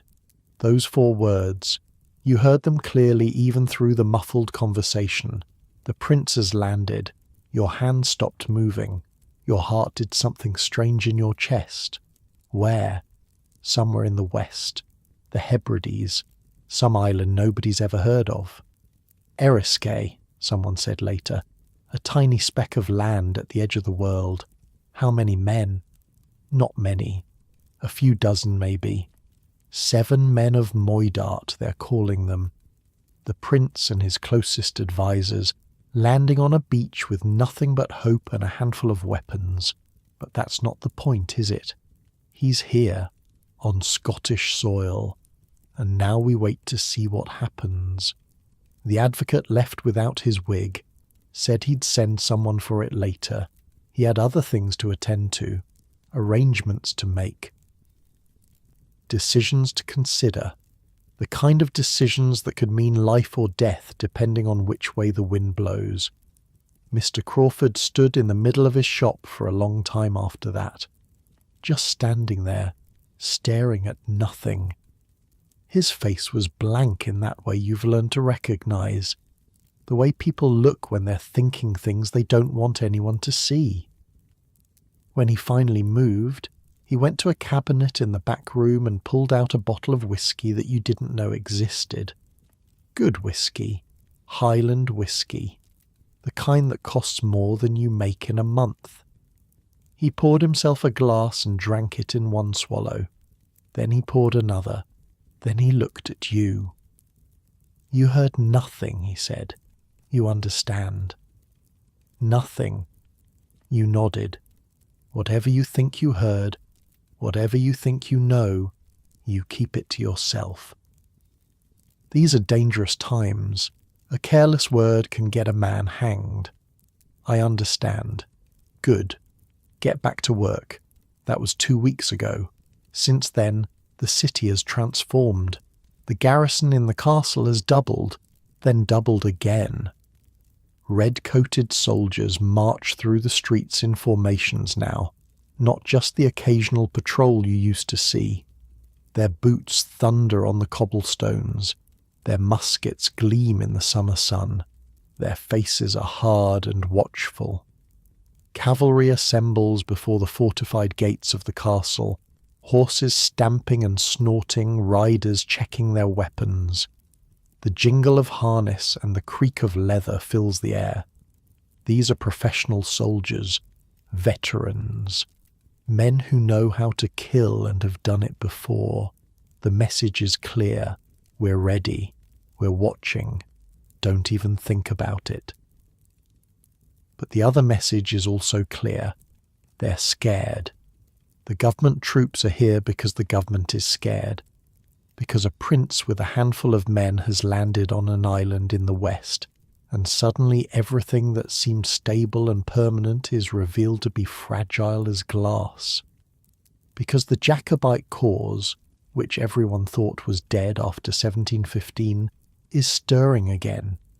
You can feel the fear in the city, in the way people talk in lowered voices, in the way they glance over their shoulders before saying anything, in the way the taverns have grown quieter, the songs more careful, the laughter more nervous. Everyone is waiting. Everyone is watching. Everyone is trying to figure out which way to jump when the time comes. Malcolm left 3 days ago. He didn't say goodbye properly, just woke you up in the middle of the night, his hand on your shoulder, his face close to yours in the darkness. I'm going, he said. His voice was barely a whisper. Duncan was snoring. William was breathing the slow breath of deep sleep. Malcolm had been careful not to wake them.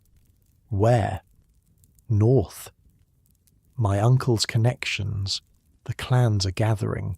Cameron of Lochiel has declared for the prince. MacDonald of Clanranald. More every day. There's going to be fighting, and I want to be on the right side of it. Which side is that? He looked at you like you'd asked a stupid question. His eyes were bright in the darkness, excited, alive in a way you'd never seen before. The winning side, he said. The prince is going to march south. He's going to take Edinburgh. He's going to take London. And when it's all over, the men who stood with him will be rewarded. Lands, titles. Everything that was taken from us will be returned. You wanted to argue. You wanted to point out that the last rising failed, that the government has more soldiers, more guns, more money, that the Highlands against the might of Britain is not a fair fight. But you didn't say any of that, because you could see that Malcolm wasn't really talking to you. He was talking to himself, convincing himself, and nothing you said was going to change his mind. Be careful, you said instead. He grinned. That reckless grin you'd seen 100 times in the tavern when he'd had too much ale. Careful's for old men, he said. I'm going to be a hero. And then he was gone.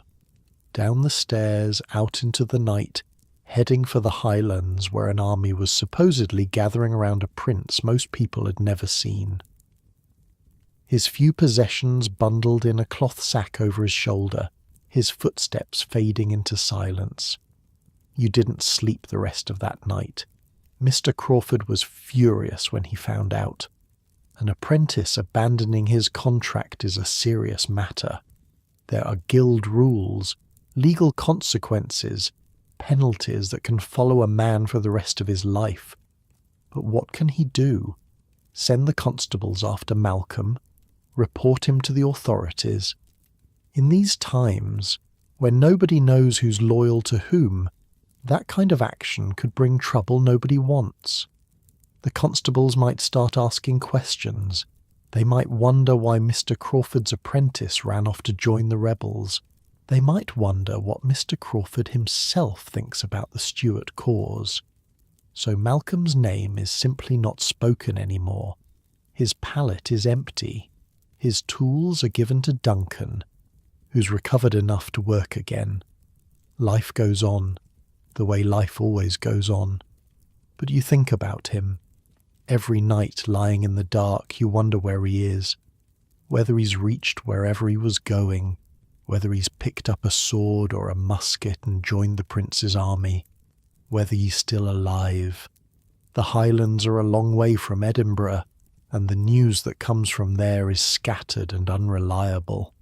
One day you hear the clans are rallying by the thousands, the next day you hear the rising has already failed. You don't know what to believe. Agnes thinks he made the right choice. You've been seeing more of her lately, not in any official way. Neither of you has time for courting, even if your masters would allow it. But you find excuses to cross paths. You linger in the stairwell when you know she'll be passing through. You offer to carry water for her when your own duties allow. You time your errands to coincide with hers. Little moments, stolen conversations, the brush of fingers when you hand her a bucket, the way she looks at you when she thinks you're not watching, the warmth in her voice when she says your name. It's foolish. You know it's foolish. You're an apprentice with 5 years left on your contract. She's a servant with no contract at all, kept at her mistress's pleasure. Neither of you has any right to be thinking about the future, but you think about it anyway. Because what else is there to think about? The war coming? The chaos approaching? Better to think about dark eyes and a gentle voice, and a future that probably won't happen but feels good to imagine. One evening, a few days after Malcolm left, You manage to find her alone on the third-floor landing. The light is fading. The sun is setting somewhere beyond the tenements, painting the little sliver of sky you can see in shades of orange and pink. Agnes is sitting on the top step, her hands folded in her lap, her face thoughtful. "Do you think they'll win?" you ask. "The Jacobites." She considers the question seriously. She always does. It's one of the things you like about her. She doesn't give quick answers to hard questions. She thinks before she speaks. "I think they might," she says finally, "if they're smart, if the clans rally, if France sends what they've promised, ships and soldiers and gold, if everything falls into place. And if they don't, then they'll die. And anyone who helped them will die too. And things will go back to how they were, maybe worse. The government doesn't forget. The government doesn't forgive. You stand there in the shadows, listening to the sounds of the building around you, a baby crying somewhere above. A man's voice raised in anger below, the endless creaking of wood and settling of stone, the soundtrack of Edinburgh, the music of survival. "What would you do," you ask, "if the prince came to Edinburgh, if he took the city?" Agnes doesn't answer right away. She looks up the stairwell, then down, making sure you're alone. Her voice drops even lower when she speaks again. "My father," she says quietly. "He was out in the 15, before I was born. You didn't know that. He fought at Sheriffmuir, on the left wing where the Jacobites won their part of the battle. He thought they'd won everything. They hadn't. The army fell apart anyway. And my father came home with one arm missing and nothing to show for it but scars and nightmares. That's awful," she shrugs. "It's what happens to losers in wars. The winners get glory. The losers get scars and empty sleeves and children who grow up hungry. My father spent the rest of his life as a beggar on the streets of Glasgow. Died there too, in an alley, in the rain. Nobody even found him for 3 days, so you wouldn't support the prince." I didn't say that. My father hated the Hanoverians until the day he died. Called King George a German pretender. Sang the old songs when he was drunk, which was often. He believed in the cause even after it cost him everything. And you? Agnes is quiet for a long moment. The light continues to fade around you. The shadows grow longer. "I believe in surviving," she says. "That's all. Whatever happens, I plan to be alive when it's over. You understand that. You feel the same way, mostly. But there's something else, too. Something that stirs when you hear the old songs. Something that wonders what it would be like to fight for something bigger than yourself. To be part of something that matters. To have your life mean more than wigs and powder and endless days at a workbench." You don't say any of that to Agnes. She's too practical for such thoughts. But you think them, late at night, when sleep won't come. It's the first week of September when everything changes. You're in the shop working on a wig for some minor lord who needs it for a dinner party. The horsehair is cooperating for once. The powder is mixing smoothly. It's the kind of work that lets your mind wander. And then the bells start ringing. Not the normal bells, not the church bells calling people to worship, not the Tronkirk marking the hour. These are alarm bells, warning bells, the kind of bells that mean something is very wrong. Mr. Crawford goes to the door and looks out. You follow him. The high street is chaos. People are running, some toward the castle, scrambling up the steep streets toward the safety of those ancient walls, some away from it, fleeing down toward the cannon gate and the roads that lead out of the city. Soldiers are shouting orders that nobody follows.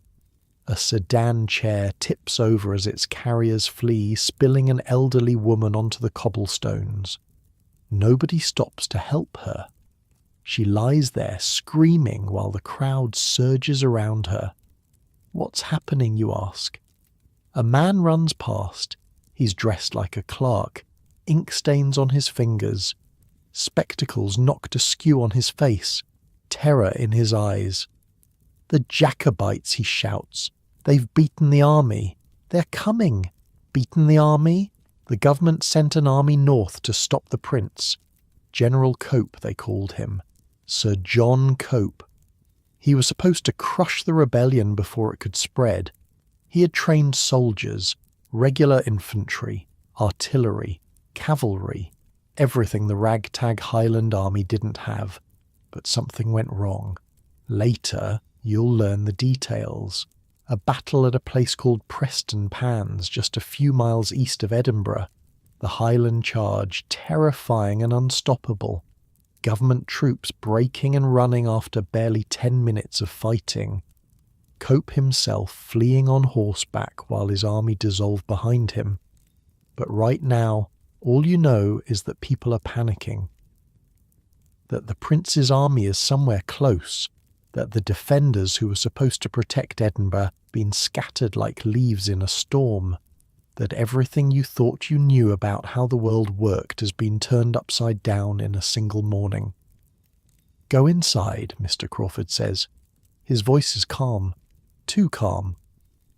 "Bar the door?" "What about you?" "I need to go to the Guildhall. There's going to be decisions made. Plans."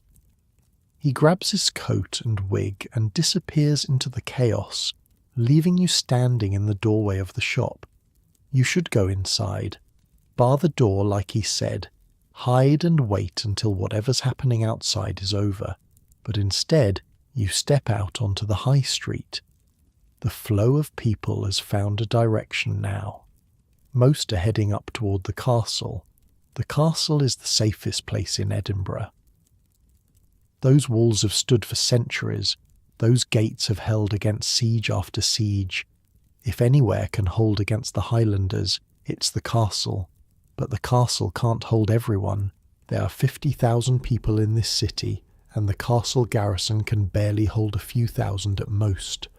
The rest will have to take their chances.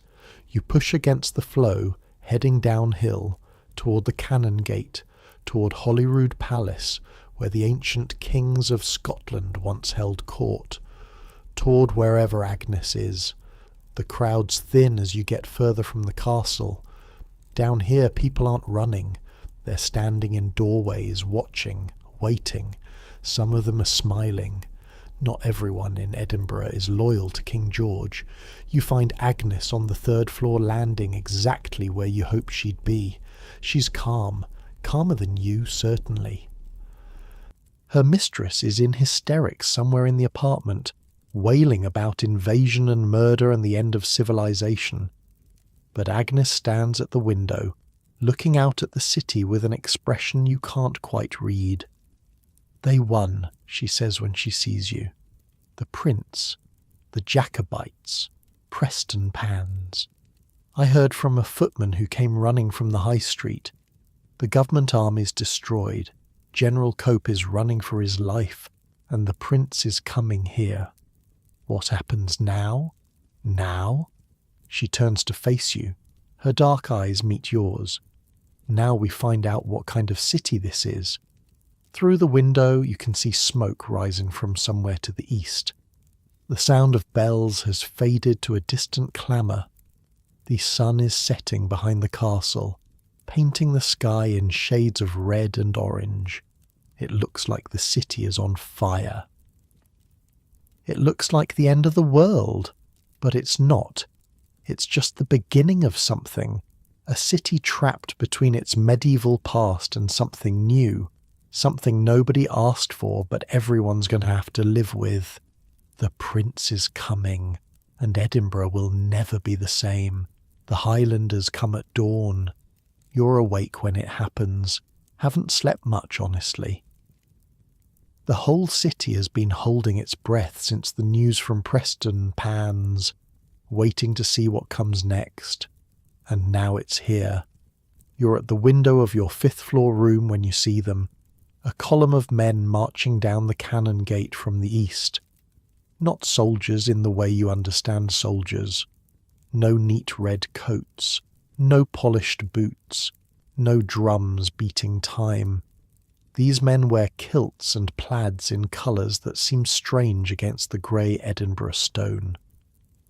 Tartans of green and blue and red, patterns you don't recognise, patterns that belong to clans and families from places you've never been.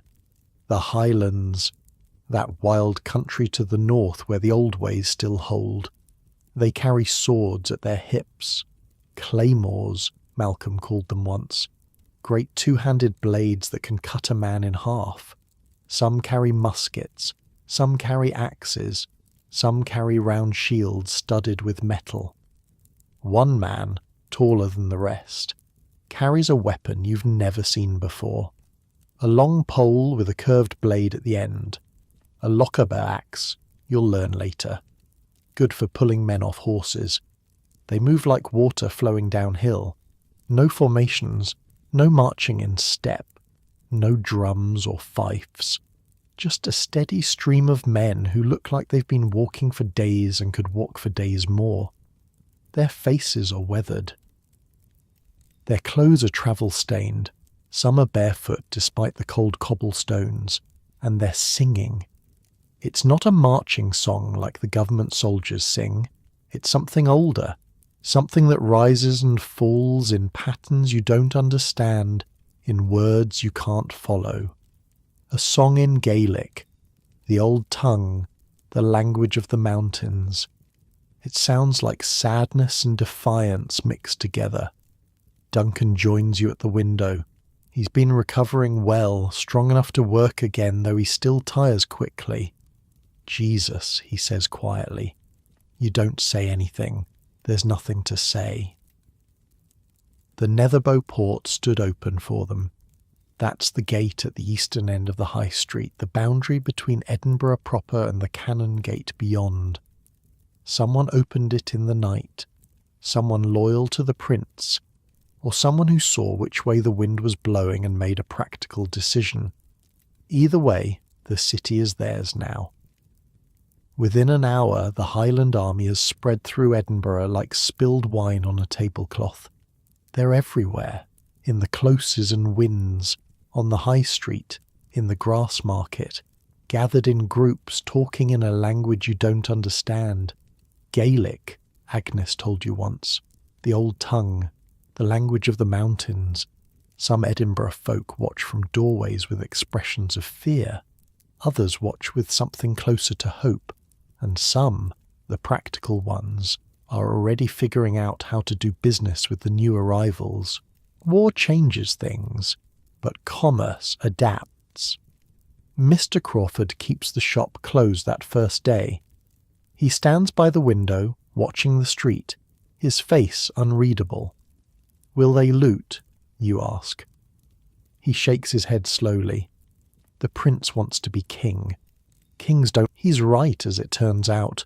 The Highlanders are disciplined. Rough, yes. Intimidating, certainly. But they pay for what they take.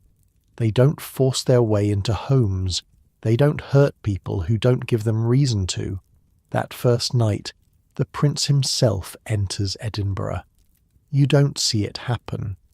By then it's dark, and you're not about to wander the streets after sunset with an army of strangers occupying the city. But you hear about it the next morning. Everyone hears about it. Charles Edward Stuart rode in through the Netherbow port on a white horse. He wore a tartan coat and a blue bonnet with a white cockade. He smiled and waved to the crowds that gathered to watch. Some cheered, some wept, some just stared. He set up headquarters at Holyrood Palace, the ancient home of Scottish kings. The same palace where Mary Queen of Scots once held court. The same palace that's been mostly empty for decades, a relic of a time when Scotland had its own monarchs. Now it has one again. Sort of. The castle still holds. That's the strange thing about Edinburgh during those weeks. The Jacobites control the city, but the castle above remains in government hands. The Union flag still flies from the highest tower. Government soldiers still man the walls, and every so often they fire their cannons down at the city below, just to remind everyone that they're still there. The first time the cannons fire, you nearly fall off your bench. It's a Tuesday morning. You're working on a wig. The shop is open again because life goes on even during rebellions, and anyway, some of the Highland officers need wigs for formal occasions. They pay well, too. Gold coins with unfamiliar faces on them. French money, Mr. Crawford says. He doesn't seem to care whose face is on the coin as long as the gold is real. The blast shakes the windows. Dust falls from the ceiling. Someone screams in the street outside. You run to the door and look up. Smoke is rising from the castle walls. A second blast follows, then a third. The shots aren't aimed at anything in particular, just a reminder, a statement. We're still here. We haven't given up. The Highlanders in the street don't seem particularly bothered. A few of them look up at the castle and make rude gestures. One laughs and says something in Gaelic that makes his companions laugh too. It becomes routine after a while. The cannon fire, the smoke, the casual defiance of the men who now control the streets. You learn to keep working through it. Everyone does. Life under occupation is strange. The courts aren't sitting anymore. The judges have fled or gone into hiding. The advocates who used to strut down the high street in their wigs have mostly vanished. Some went to the castle before the gates closed. Some fled south to Newcastle or York. Some are still here but keeping their heads down, waiting to see which way things go. The city guard has melted away. Those tough old men who used to patrol the closes with their staves and lanterns have simply stopped appearing. Nobody gives them orders anymore. Nobody pays them. So they've gone home, or joined one side or the other, or disappeared into the crowds. The old systems of order and control have simply stopped working, but new systems emerge. The Jacobites have their own officers patrolling the streets. They're fair, mostly. They break up fights. They stop thefts. They keep order in their own way. One afternoon, you see a Highland officer drag a man out of a tavern by his collar. The man had been cheating at cards, apparently. The officer makes him return the money he stole, then gives him a kick in the backside and tells him to behave. Different from the old city guard. More direct. Less paperwork. The churches still hold services. St. Giles is open every Sunday, and the minister preaches carefully neutral sermons about God's will and the importance of peace. He doesn't mention the prince or the king or anything that might get him in trouble with either side. The shops still open, the markets still function, people still need to eat, still need clothes, still need all the things they needed before the world turned upside down, and life goes on. The market's still open. The flesh market still smells of blood and meat. The vendors in the grass market still haggle over grain and livestock. Money still changes hands. Deals are still struck. The only difference is that now some of the customers wear kilts and speak Gaelic, and sometimes they pay with French gold instead of British shillings. Some things don't change even when everything changes. Agnes finds you on the third-floor landing one evening, about a week into the occupation. The sun is setting, and the castle's silhouette is stark against the orange sky. "Have you seen him?" she asks. "Seen who?" "The prince." You shake your head. "I haven't either, but I've heard things." "What things?" She leans against the wall, tired from a long day of work. Her mistress has been in a state since the occupation began, demanding constant attention, constantly worried about what's going to happen next. They say he's young, handsome, that he dances at Holyrood every night with all the ladies of Edinburgh who've decided to support the cause, that he speaks with a strange accent, not quite Scottish, not quite Italian, that he drinks too much sometimes, that he believes God is on his side.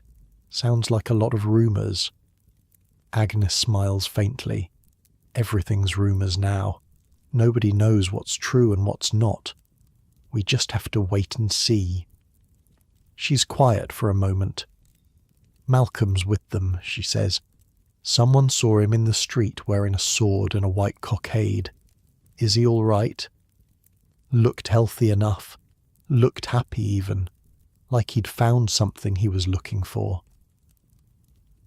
You think about Malcolm, about the nights in the tavern, listening to him talk about his uncle and the old cause, about the morning he left, his face set with determination, his bundle slung over his shoulder. He made his choice, you say. We all make choices. The question is whether we have to live with them or die with them. The days blur together. You work, you eat, you sleep fitfully. You steal moments with Agnes when you can. You watch the Highlanders in the street and try to understand what's happening. The prince holds court at Holyrood. Important men come and go. Plans are made. Orders are given. An army is gathering, growing larger every day as more clans arrive from the north. They say he's going to march south, into England, all the way to London if he can manage it. They say he's going to put his father on the throne and restore the Stuart line. They say everything's going to change. But here, on the 5th floor of a tenement on the high street, in a city caught between a castle that won't surrender and a prince who won't leave, nothing feels like it's changing at all. You still wake up cold. You still eat thin broth and stale bread. You still work at your bench, shaping horsehair into wigs for men who think they're important. You still breathe through your mouth to avoid the smell. You still fall asleep to the sounds of a city that never truly rests. The castle fires its cannons every few days. The Highlanders ignore them. The prince dances at Holyrood. The merchants count their coins. The poor struggle to survive, same as always. Occupation, you're learning, is just another kind of normal. One afternoon in early October you finally see him. You're on an errand for Mr. Crawford, a delivery to a house near the Cannon Gate, a wig for some minor noble who's thrown his lot in with the Jacobites. The man wants to look his best at the prince's court, apparently. Even rebellions need proper grooming. The wig is wrapped in cloth and tucked under your arm. You're walking fast, head down, trying not to attract attention. The Cannon Gate is busier than usual today.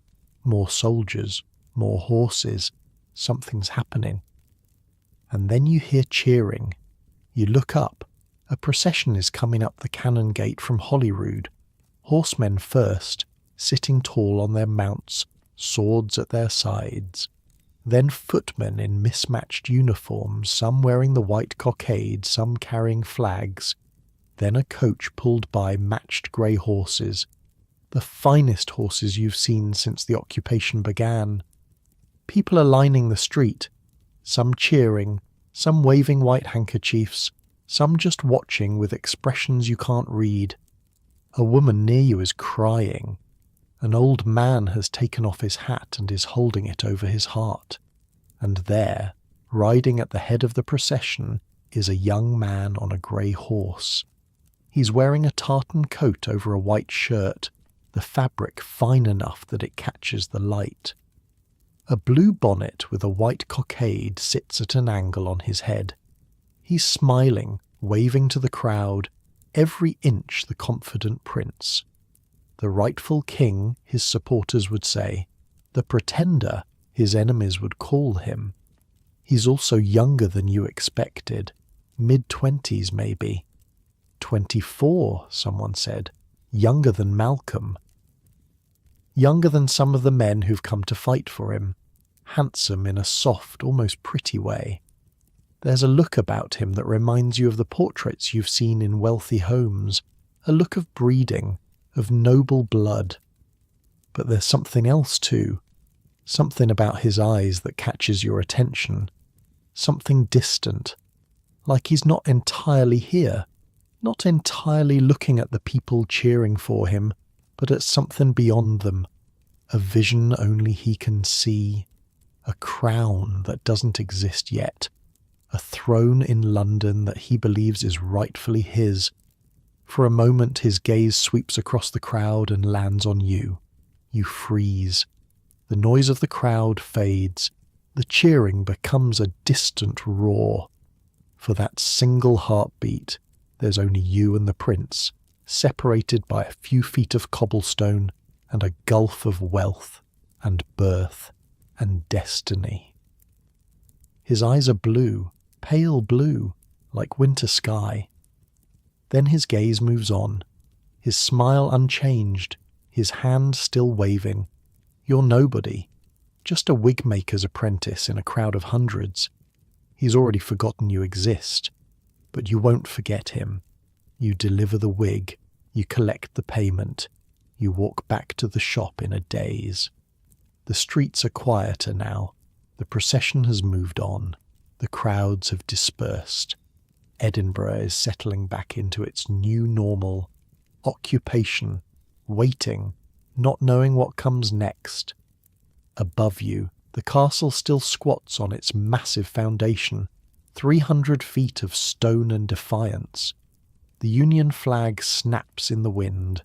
The government soldiers watch from the walls. They're still up there, still waiting, still refusing to surrender. And down here, in the city that belongs to neither side, life continues. That night, lying on your pallet staring at the smoke-stained ceiling, you think about that moment, about the look in the prince's eyes, about what it means to believe in something so completely that you'd risk everything for it. The prince believes he's going to win. You could see it in his face. He thinks he's going to march south, take London, put his father on the throne. He thinks God is on his side. He thinks destiny is on his side. Maybe he's right. Or maybe he's a young man on a grey horse, riding toward a disaster he can't see coming. You think about Malcolm, somewhere out there with a sword at his hip and a white cockade on his bonnet. About Agnes, trying to survive in a household where the mistress corresponds with exiles in France. About Duncan, still coughing sometimes at night. His lungs never quite right since the fever. About yourself, a wig-maker's apprentice who doesn't matter to anyone, caught in the middle of something he didn't ask for. The cannons from the castle boom in the distance. A reminder, a warning, a statement that nothing is settled yet. You close your eyes. Tomorrow will be another day of occupation, another day of uncertainty, another day of waiting to see what happens next. The prince will hold court at Holyrood. The castle will fly the Union flag. The merchants will count their coins. The poor will struggle to survive. And you'll wake up and do it all again. But tonight, you dream of horses and tartans and a prince with winter sky eyes who looked right through you, seeing something you can't imagine, reaching for a future that may never come. Outside, Edinburgh sleeps. Or pretends to sleep. A city trapped between two flags, two kings, two possible futures. The wind carries the smell of smoke and stone and the distant salt of the sea. And somewhere, in palaces you'll never see, powerful men are making decisions that will shape what comes next. You sleep through it all. Tomorrow will come soon enough. They leave on a cold morning in late October. You watch from the window as the Highland Army marches out of Edinburgh, heading south toward England, toward London, toward the throne that the prince believes belongs to his father. The sound reaches you first. Pipes, those strange wailing instruments that the Highlanders carry. Music that doesn't sound like any music you've heard before. It sounds like grief and defiance mixed together, like something ancient waking up after a long sleep. Then the drums, a steady rhythm that carries up through the closes and winds, the heartbeat of an army on the move. It takes hours for them all to pass, clan after clan, regiment after regiment, men in tartans carrying weapons their grandfathers carried, claymores strapped to backs, muskets over shoulders, round shields painted with symbols you don't recognise. Some are singing, old songs in Gaelic, passed down through generations. Some are silent, faces set, eyes forward. Some look back at the city they're leaving behind. A wife, a child, a place that might not exist when they return. Most don't look back. They've already said their goodbyes. You spot a few faces you recognise from the occupation. A big man with red hair who used to patrol near the shop. A young soldier, barely older than you, who once asked for directions in broken English. They're part of something now, part of history. And you're up here, watching through a window. The prince rides at the front. You can just make him out in the distance. That grey horse, that blue bonnet with its white cockade, that straight-backed confidence of a man who believes he's doing God's work. Around him, the clan chiefs ride on horses of their own, men whose names are spoken with reverence or fear, depending on who's speaking, and then they're gone. The last stragglers disappear down the cannon gate toward Holyrood and the road south. The sound of pipes fades to nothing. The streets fall quiet. It's over, or at least this part is over. The streets feel empty after that. Not empty of people. There are still thousands living here, going about their business, trying to survive. But empty of something else. That strange energy that came with the occupation, that sense that anything could happen. A skeleton force remains, enough to hold the gates and patrol the streets, enough to remind everyone that the city still belongs to the Jacobites, even if their army is somewhere in England now. The castle still holds too. That hasn't changed. The Union flag still flies. The cannons still fire occasionally. The government soldiers still watch from the walls. 2 flags, 2 armies, 1 city caught between them, and you caught between everything. Winter comes early that year.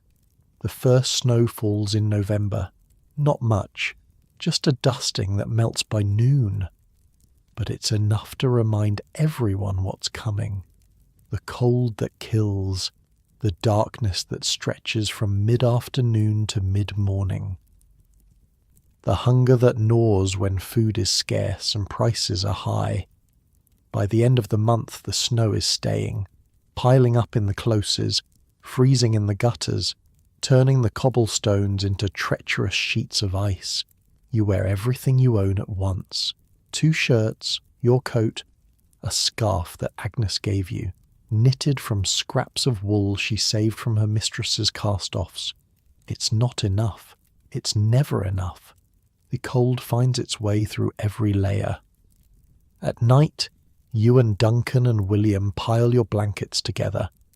Body heat is the only heat that's free. You wake up pressed against Duncan's back, his breathing steady and warm. It should feel strange. It doesn't. It's survival. Food is harder to find now.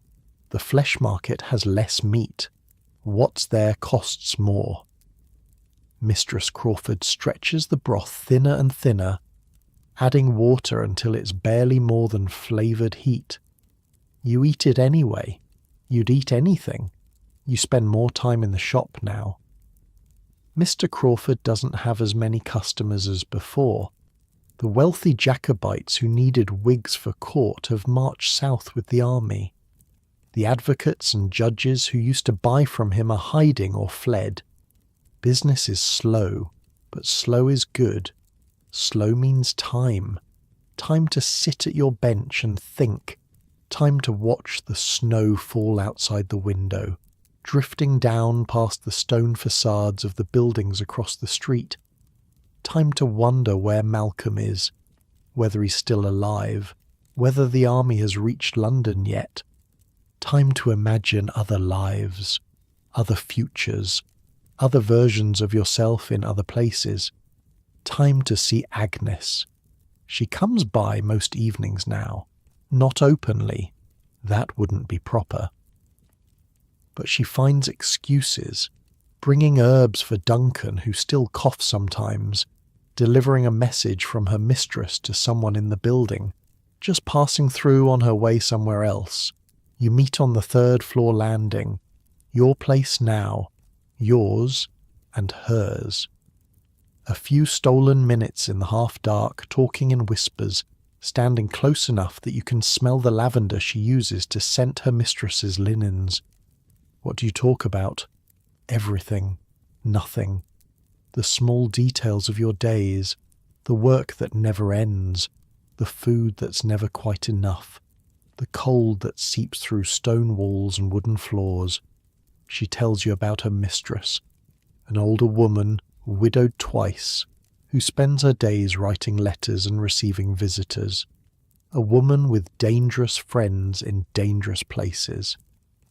Agnes doesn't say much about the specifics. She knows better, but you can read between the lines.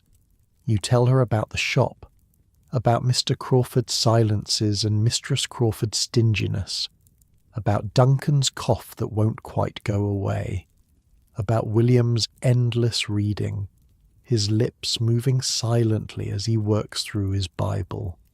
Sometimes you don't talk at all. Sometimes you just stand there together, close enough to touch, but not quite touching, listening to the building breathe around you. Those silences feel like something too, like words that don't need to be spoken. You talk about the war too, what little you know of it. News travels slowly in winter. Rumours travel faster, but rumours aren't reliable. Someone heard that the army reached Carlisle. Someone else heard they took Manchester without a fight. A third person swears they've already reached London and the king has fled to Hanover. You don't know what to believe. You've learned that wanting something to be true doesn't make it true. Agnes is more practical than you. She listens to the rumours and sorts them into piles. Likely, unlikely, impossible. They're still marching, she says one evening. That's all we know for certain. They haven't won yet and they haven't lost yet. What happens if they win? Then everything changes. The Stuarts come back. The Hanoverians leave. Scotland gets a king again. Or at least a king's son. Would that be good? She's quiet for a moment. It would be different. Different isn't always good. But it's not always bad either. And if they lose, then everything stays the same. Or gets worse. The winners punish the losers. That's how it's always been.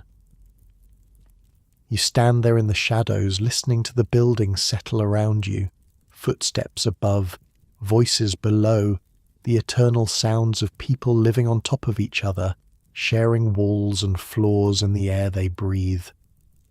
What do you want, you ask? Agnes looks at you, really looks, in a way she doesn't usually. I want to not be afraid, she says. I want to wake up one morning and not wonder if today's the day everything falls apart. Is that possible? She almost smiles. Probably not. But you asked what I want, not what's possible. December arrives with ice. The North Loch freezes over. Children skate on it, or try to. They fall down more than they glide, their laughter carrying across the ice like something from a different world. Adults cross it on foot, saving the long walk around. Old women carrying baskets. Merchants with carts that slide and skid. Everyone taking risks because the cold makes everything a risk. The cold is brutal now. It gets into everything. Your fingers ache at your workbench, stiff and clumsy on the horsehair. Your breath fogs the air even inside, hanging in clouds that drift before dissolving. Frost forms on the inside of windows. Water in the bucket by the door develops a skin of ice overnight, and still no definitive news from the south. Until one day there is. You're in the shop when the messenger arrives. A young man on a lathered horse, the animal's flanks steaming in the cold.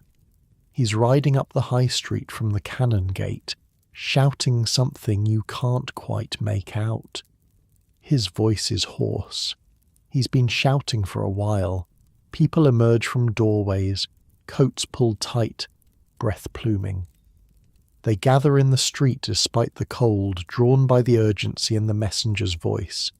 Children run alongside the horse, trying to hear what he's saying. The messenger stops in front of the Tronkirk, under the clock tower that marks the hours of Edinburgh's days. He stands up in his stirrups. His face is red from cold and exertion. His cloak is caked with road mud and melting snow.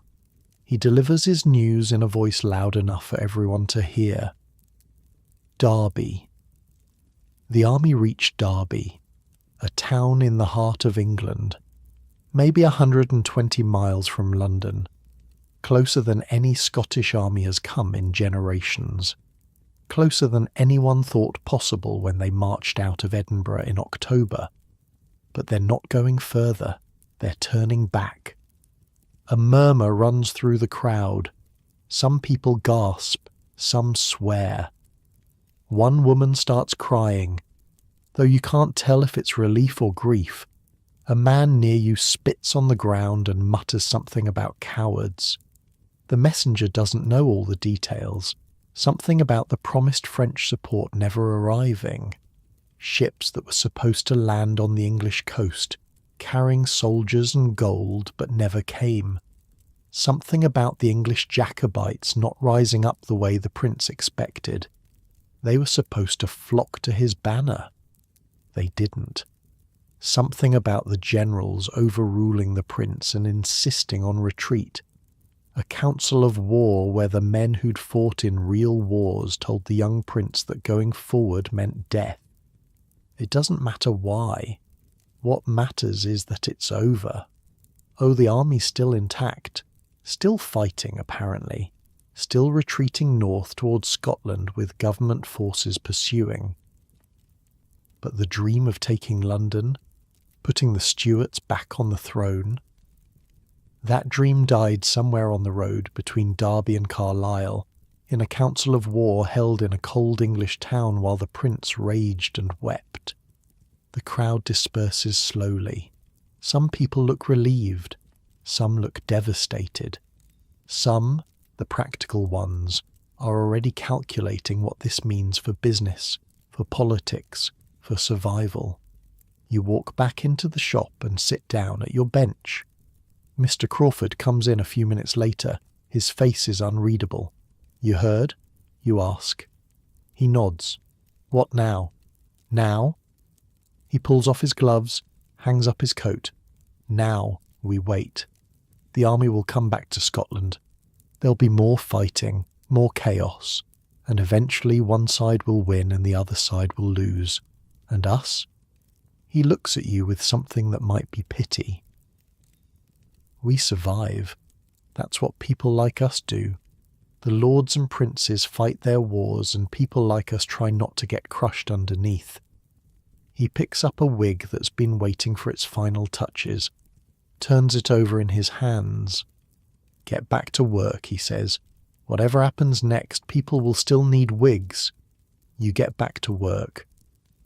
That night you find Agnes on the landing. She's already heard. Malcolm, you say.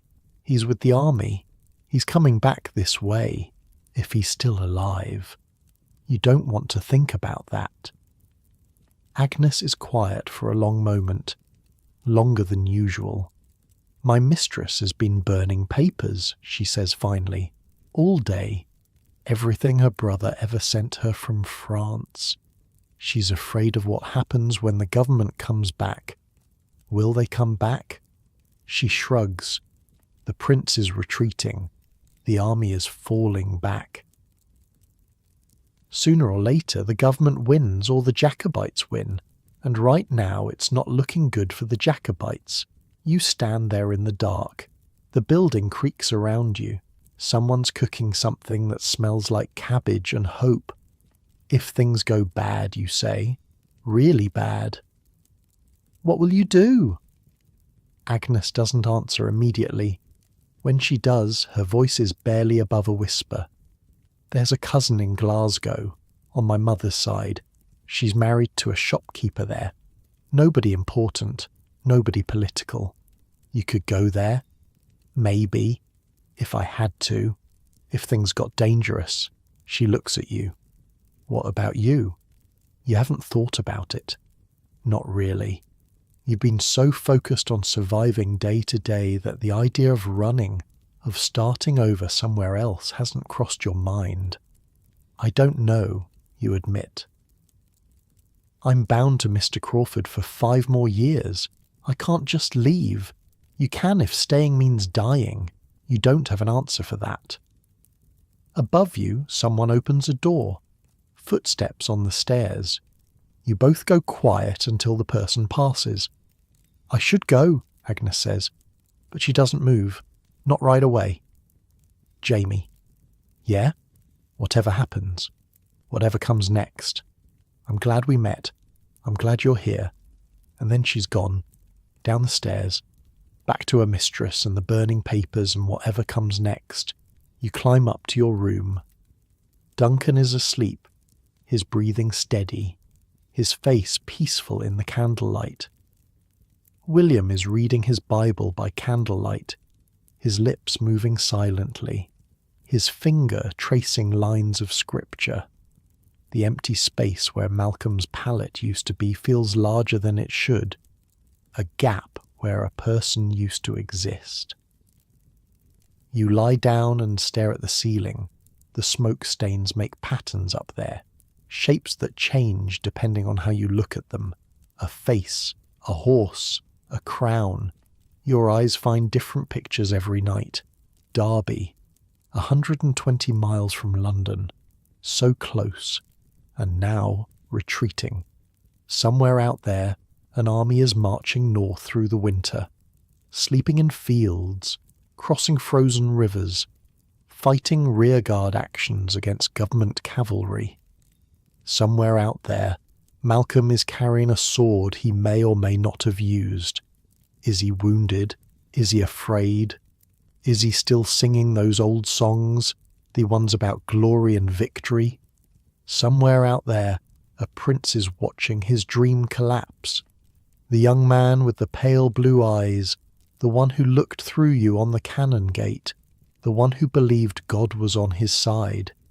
What does he believe now? And here, in a tenement on the high street, a wig-maker's apprentice is thinking about a servant girl with dark eyes and a cousin in Glasgow. The cold seeps through the walls. You can feel it in your bones. The building settles into the night, creaking and groaning like an old man turning over in his sleep. Tomorrow will bring more uncertainty, more waiting, more trying to read the future in rumours and fragments, more wondering what happens next. The army will keep retreating, the government will keep advancing, and somewhere between those two forces ordinary people will keep trying to survive. But tonight you think about Agnes's words. I'm glad we met. I'm glad you're here. In a city waiting to see which flag will fly over it, those words feel like something solid, something to hold on to, something that might survive whatever comes next. Outside, snow is falling again, soft and steady, covering the city in white, hiding the filth and the chaos beneath a blanket of cold beauty. You close your eyes. Sleep comes easier than you expected, and somewhere in your dreams you hear pipes playing, that strange wailing music, fading slowly into silence. The new year comes with no celebration. Hogmanay passes quietly. A few people light bonfires in the grass market like they always do, but the fires are smaller this year. The singing is muted. Nobody knows what the new year will bring, and that uncertainty hangs over everything like smoke. 1746. You stand at the window on New Year's morning and watch the city wake up. The castle squats on its ancient rock, that great plug of stone that has held fortresses for 1,000 years. The Union flag snaps in the wind. Down below, in the closes and winds, people are stirring, carrying water, emptying chamber pots, starting the fires that will keep them alive for another day. Everything looks the same as it did yesterday, but something has shifted. You can feel it. The army is coming back, not in triumph, not with London conquered and the Stuarts restored. They're coming back because they failed, because the dream died at Derby and everything since has been retreat and defeat. The first refugees arrive in mid-January. They come straggling up the high street from the Cannon Gate. Not soldiers, families, women with children clinging to their skirts, the little ones too tired to cry, their eyes huge and dark in their pinched faces. Old men carrying bundles of possessions on their backs, everything they own wrapped in blankets or sheets. Young mothers with babies held tight against their chests, trying to shield them from the cold. Their faces are hollow with exhaustion. Their clothes are torn and filthy, caked with mud from roads that turn to rivers in the winter rains. Some are barefoot, their shoes worn through or lost somewhere along the way. Frostbite has turned their fingers and toes black. They've been walking for days, weeks maybe, fleeing ahead of the government forces that are pursuing the retreating army, fleeing the retribution that follows defeat. They tell stories in broken voices. Villages burned, the thatched roofs set alight while families fled into the hills. Livestock slaughtered in the fields, left to rot because there was no one to butcher them. Anyone suspected of Jacobite sympathies dragged away for questioning. Men taken from their beds in the night and never seen again. The reprisals have begun, and they're worse than anyone imagined. You watch them pass from the doorway of the shop. Mr. Crawford watches too, his face grim. A woman stumbles on the cobblestones, and the bundle on her back spills open. A few pieces of clothing, a cooking pot, a doll made of rags, its button eyes staring at the grey sky. She gathers it all up with shaking hands while people flow around her, too caught up in their own survival to help. Where will they go, you ask? Mr. Crawford shrugs. Wherever they can. They have family here, some of them. Cousins, second cousins. People they haven't seen in years but who might take them in because blood is blood. Others will find corners to sleep in, cellars that aren't quite flooded, closes that aren't quite full. The closes are already crowded. They'll be more crowded soon. A child walks past. A boy, maybe 7 or 8. He's alone. No parents in sight. His eyes are blank in that way you've seen before. The way Duncan's eyes were blank when the fever nearly took him. The look of someone who's seen too much. You wonder where his parents are. You don't ask. You're not sure you want to know. That night you see Agnes on the landing. Her face is drawn, worried. My mistress is packing, she says. Not all of it. just the valuable things, the things she doesn't want the soldiers to find. Where is she going? She's not going anywhere. Not yet. But she wants to be ready. You stand there in the dark, listening to the building around you. More footsteps than usual. More voices. The refugees are finding places to stay. Relatives taking in relatives. Strangers paying what little they have for a corner to sleep in. "Jamie," Agnes says quietly. "Yeah? If things get bad. Really bad. I might have to leave quickly. I might not be able to say goodbye." You feel something cold settle in your chest. Not surprise. You've known this was coming. But hearing it out loud makes it real. "I know. I don't want to go without seeing you. But if I have to, I understand." She reaches out and takes your hand. Her fingers are cold. They're always cold these days. Everyone's are. You hold on to her for a long moment. Then footsteps on the stairs above, and you both let go. Separate. Become strangers again, in case whoever's coming is watching. February brings news of fighting. The army is still intact, still retreating northward through a country that grows more hostile every day. They won a battle at Falkirk, someone says. A victory finally after months of defeat. The government troops broke and ran just like at Prestonpans. Maybe things are turning around, but even victories don't change the larger picture. The government has more men, more guns, more money, more time. They can afford to lose battles. The Jacobites can't. Every casualty is a loss they can't replace. Every week of fighting drains supplies they can't replenish. You hear the news and try to feel hope. But hope is hard these days. Hope takes energy, and energy is for survival. The skeleton force that held Edinburgh during the winter is gone now, retreated with the rest, heading north to join what remains of the Highland Army. The castle garrison has started venturing out, reclaiming the streets they lost in September. Redcoats everywhere again. Patrols marching up and down the high street. Checkpoints at the ends of the major closes. Officers questioning anyone who looks suspicious. The old order reasserting itself. The old power returning. Most people keep their heads down. Whatever sympathies they had, whatever white cockades they wore, those are gone now. Hidden in drawers, buried in gardens, burned in fireplaces along with letters and documents that might prove dangerous if found.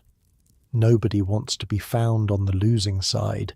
You see people you recognize on the street. People who cheered when the prince rode through the city. People who drank toast to King James in taverns and sang the old songs with tears in their eyes. Now they walk past the red-coated soldiers without making eye contact. They answer questions with mumbles and shrugs. They've forgotten everything. They were never Jacobites. They never supported the cause. Survival is more important than loyalty. Always has been. Mr. Crawford reopens properly in March. The advocates are coming back, emerging from wherever they hid during the occupation. The judges are returning. The courts will sit again soon. Men who spent months pretending not to exist are emerging, dusting off their wigs, smoothing their coats, pretending nothing happened. Business picks up. Orders come in. There's something almost obscene about it. While an army is dying somewhere in the north, while men are fleeing through the hills with government cavalry hunting them down, you're shaping horsehair into curls for lawyers who'll sit in judgment on the survivors. But you do it anyway. You don't have a choice. The choice was made for you long ago, when you were born a third son to a tenant farmer with no land to spare. Your choices are work or starve. Everything else is luxury. Duncan works beside you now. He's mostly recovered, though he still coughs sometimes, especially in the damp weather. His fingers are slower than they used to be. His eyes tire quickly. But he's alive, which is more than many can say. William reads his Bible every night, the same passages, over and over. You've asked him what he's looking for. He just shakes his head. Maybe he doesn't know either.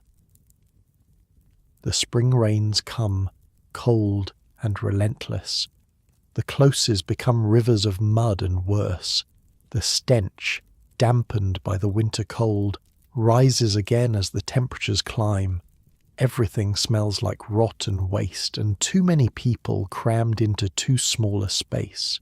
You breathe through your mouth, same as always, and then, in April, the end comes. You don't know it's the end at first, just another rumour among hundreds, a battle somewhere in the north, a place called Culloden, near Inverness, someone says, though you don't know exactly where that is, somewhere in the Highlands, somewhere cold and wet and far from everything. But this rumour is different. This one doesn't change as it passes from mouth to mouth. The details stay the same no matter who's telling them. The army destroyed, the clans broken, thousands dead in less than an hour. Less than an hour. All those men, all those months of fighting, all that hope and fear and blood, ended in less time than it takes to eat breakfast. The prince is fleeing, running for his life, heading for the coast, for a ship, for France. The same France that promised to send help and never did. The same France that let him march to Derby and turn back with nothing. He's going back there now because there's nowhere else to go. It's over. For real this time. No more rallying, no more hoping, no more believing that something might change. The news reaches Edinburgh on a grey morning in late April. Official this time. Proclamations read in the market squares by men in government uniforms. Church bells ringing, not in mourning but in celebration. Bonfires lit in the grass market. The government celebrating its victory. You're in the shop when you hear the bells. Mr. Crawford pauses in his work, listens, then goes back to what he was doing. His face shows nothing. He's been in this city for 40 years. He's seen rebellions come and go. He knows better than to show what he's feeling. You think about Malcolm. You've been thinking about him a lot lately, wondering if he was at Culloden, if he stood in the Highland charge that everyone's talking about, if he ran toward the government guns with his claymore raised, screaming in Gaelic, believing that courage could overcome artillery, if he's one of the thousands lying dead in some northern field, his body left to rot because there's no one to bury him, if he's running, like the prince, trying to escape before the government catches up with him, if he's been captured, if he's in chains somewhere, waiting for a trial that will end with a rope, you'll probably never know. Men disappear in wars. They walk into battles and never walk out, and nobody sends word to the people who knew them. They just become gaps, empty spaces where people used to be, names that stop being spoken until eventually nobody remembers them at all. Like Malcolm's pallet, still empty, still waiting for someone who's probably never coming back. That evening, you find Agnes on the landing. She's been crying. Her eyes are red. Her hands shake slightly. She looks smaller somehow. Older. Like the news has aged her in a single day. It's over, she says. I know. My mistress is leaving. Tomorrow morning. She has a cousin in Stirling who'll take her in. A distant enough connection that maybe no one will think to look for her there. Distant enough that the letters from France might not follow. What about you? Agnes takes a deep breath, lets it out slowly. She's taking me with her, Says she needs a servant she can trust, someone who won't talk about what she's seen or heard. Says I'll be safer there than here. You feel the floor tilt slightly beneath your feet. You knew this was coming.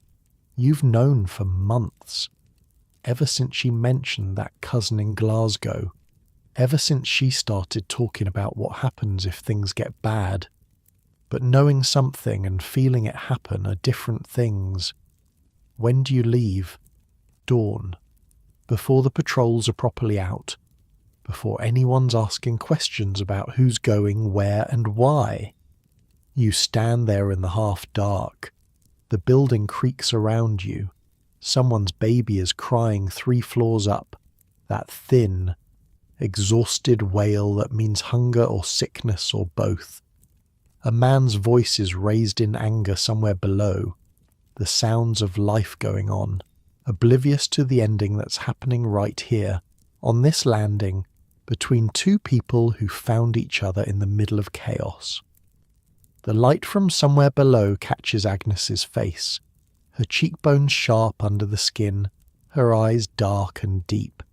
She's beautiful. She's always been beautiful. You just never had the words to say it. I don't want to go, Agnes says. I know, but I have to. You understand that, right? If I stay, if they find out about my mistress's letters, about her brother in France, about the money she sent to support the cause. She doesn't finish. She doesn't have to. I understand. You do. That's the worst part. You understand completely. Survival isn't about what you want. It's about what you have to do. It's about making choices that hurt because the alternative is worse.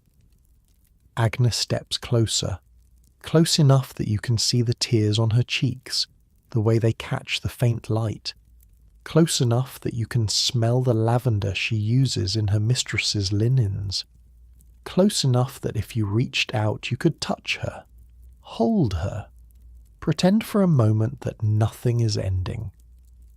I'll come back, she says, when things settle, when it's safe. I'll come back to Edinburgh and I'll find you. I'll look for the wig maker's shop on the high street, and I'll ask for the apprentice named Jamie, and I'll find you. You want to believe her. You try to believe her. You tell yourself that people make promises like this and keep them, that the world isn't always cruel, that sometimes, against all odds, things work out. I'll be here. Promise? I promise. And then she's kissing you. It's quick, barely a moment. Her lips cold and tasting of salt from her tears. Her hand on your cheek just for a second, the touch so light it might be imagined. Then she pulls back, wipes her eyes with her sleeve, tries to smile and almost manages it. Goodbye, Jamie. Goodbye, Agnes. She goes down the stairs. You watch her until she disappears into the darkness of the lower landing. You listen to her footsteps fade, one step at a time, each one carrying her further away. And then there's nothing but silence and the creaking of the old building settling into the night. You climb up to your room. Duncan is asleep. William is reading his Bible, same as always. The candle flickers. The shadows dance on the walls. You lie down on your pallet. Pull the thin blanket over yourself. Stare at the ceiling with its smoke stains and cracks. Somewhere out there, an army is being hunted. Men who fought for a cause they believed in are running for their lives or lying dead in fields they'll never leave. A prince is fleeing toward the sea, his dreams of glory dissolved into fear and exhaustion. And somewhere out there, a servant girl with dark eyes is packing a few possessions for a journey to Stirling. You think about promises, about what they mean, about whether a promise made on a tenement landing in a city that's been through hell can survive what comes next. You don't know the answer, but you hold on to the promise anyway, because it's all you have.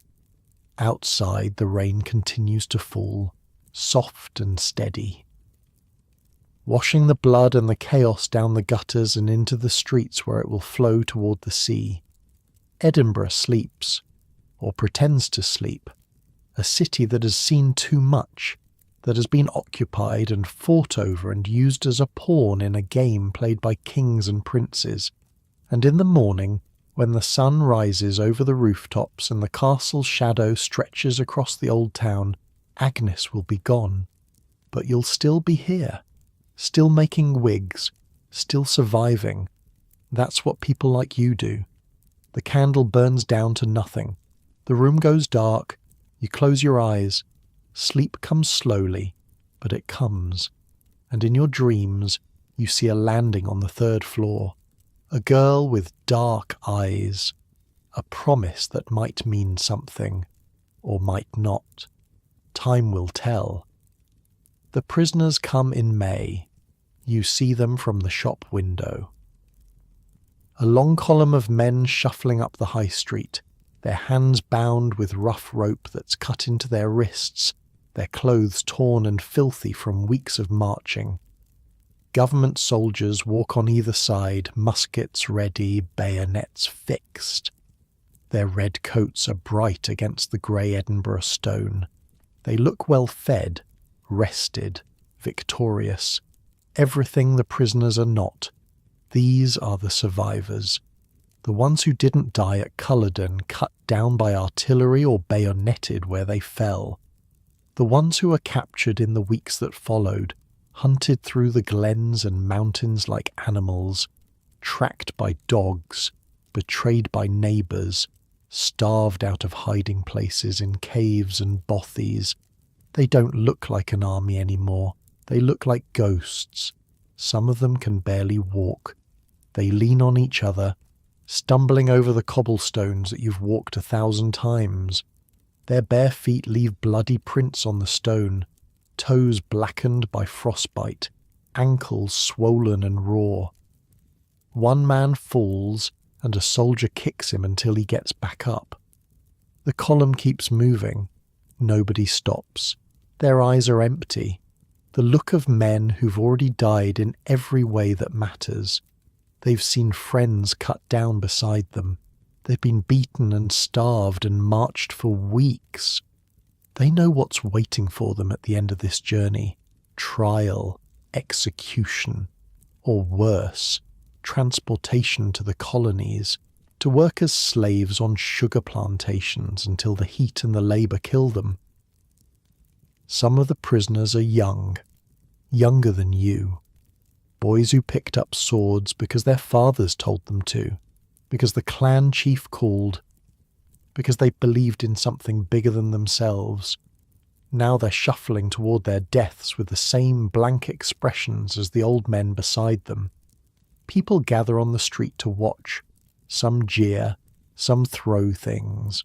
Rotten vegetables, horse dung, stones that draw blood, words that cut worse than either, traitors, rebels, Highland savages. These are the people who kept their heads down during the occupation, the ones who hid their sympathies and waited to see which side would win. Now they're making sure everyone knows where they stand. Now they're loyal subjects of King George. Always have been, always will be. But not everyone jeers. Some watch in silence. Some weep openly, not caring who sees. An old woman falls to her knees and prays aloud, her voice rising above the noise of the crowd. Nobody stops her. Maybe they're afraid to. Maybe they're praying too in their hearts. You watch until the last prisoner passes. A boy, maybe 14. His face is bruised. One eye is swollen shut. He's limping badly, dragging his left leg, and you wonder how much longer he can keep going before he falls and doesn't get up. Then he's gone, around the corner toward the Tolbooth prison, and you go back to your work. What else can you do? The trials begin in June. They're held in the old courthouse just off the high street, the same building where advocates argued cases about inheritance and debt before the world turned upside down. Now it's full of something else. Men in chains, soldiers with weapons, judges in their wigs and robes dispensing the king's justice. The king's revenge, more like. The sentences are harsh. Death for the leaders. The clan chiefs, the officers, anyone whose name was spoken with respect is now spoken as a death warrant. They'll be hanged, drawn and quartered, the old punishment for treason, their bodies cut down before they're fully dead, their bellies opened, their hearts cut out, their heads displayed on spikes as a warning to others. For the common soldiers the sentences are different but no kinder. Transportation, shipped off to the colonies in the holds of ships that are barely fit for cattle, to work as slaves on plantations in Jamaica or Virginia or Maryland, to dig in fields under a sun that will burn their pale highland skin, to work until the heat and the labour and the disease kill them, which usually doesn't take long. Some of the condemned are executed in London. Made into spectacles for English crowds who never saw a Highlander before and never want to see one again. Crowds gather to watch them die, cheer when the axe falls, buy souvenirs from vendors who've set up stalls near the scaffolds. But some are brought back to Edinburgh, back to the grass market where the gallows have stood for centuries, where the Covenanters were martyred decades ago, where crowds have always gathered to watch men die. You try not to watch, but you can hear it from the shop, the drums beating out a slow rhythm, the roar of the crowd hungry for spectacle, the voice of the minister reading out the condemned man's crimes, the sudden silence that means the trapdoor has dropped and another man is dancing on the end of a rope. They leave the bodies hanging, sometimes for hours, sometimes for days, as a warning. As a reminder of what happens to rebels, Mr. Crawford works through it all. His hands never falter, his face never changes. He shapes the horsehair, he mixes the powder. He does what he's always done, as if nothing is happening outside these walls. You try to be like him. You try to keep your hands steady and your face blank. But sometimes, when the drums start, you have to step away from your bench and breathe. You go to the back room. You stare at the wall. You wait for your hands to stop shaking. Summer comes. The days grow long. The sun sets late, lingering on the horizon like it's reluctant to leave. And still the executions continue, week after week, body after body, until you stop counting, until it becomes just another part of life in Edinburgh. Background noise, something you try not to think about. One morning in early July, a caddie comes to the shop, the same caddie who warned you about the ships a year ago. He looks older now, thinner. The past year has aged everyone. He asks to speak with you privately. Mr. Crawford nods and waves you toward the back room. What is it? The caddie looks around, making sure you're alone. Your friend, he says, the one who left, the apprentice, Malcolm. I asked around, called in some favours. Took a while, but I found out what happened. Your stomach tightens. You've been waiting for this, dreading it. He was at Culloden, the caddie says, in the front ranks, one of the first to charge. Is he dead? The caddie shakes his head slowly. Worse. They took him prisoner, tried him in Inverness, hanged him last month. You don't say anything. You can't. The words won't come. The caddie reaches out and puts a hand on your shoulder, just for a moment. I'm sorry, lad. He seemed like a good one. They were all good ones, most of them. just caught up in something bigger than themselves. Then he's gone, back to the streets, back to the business of knowing everything and everyone. You stand in the back room for a long time. The sounds of the city drift in through the window, carts rattling, people shouting. Life going on, the way it always does, no matter who's dying or dead.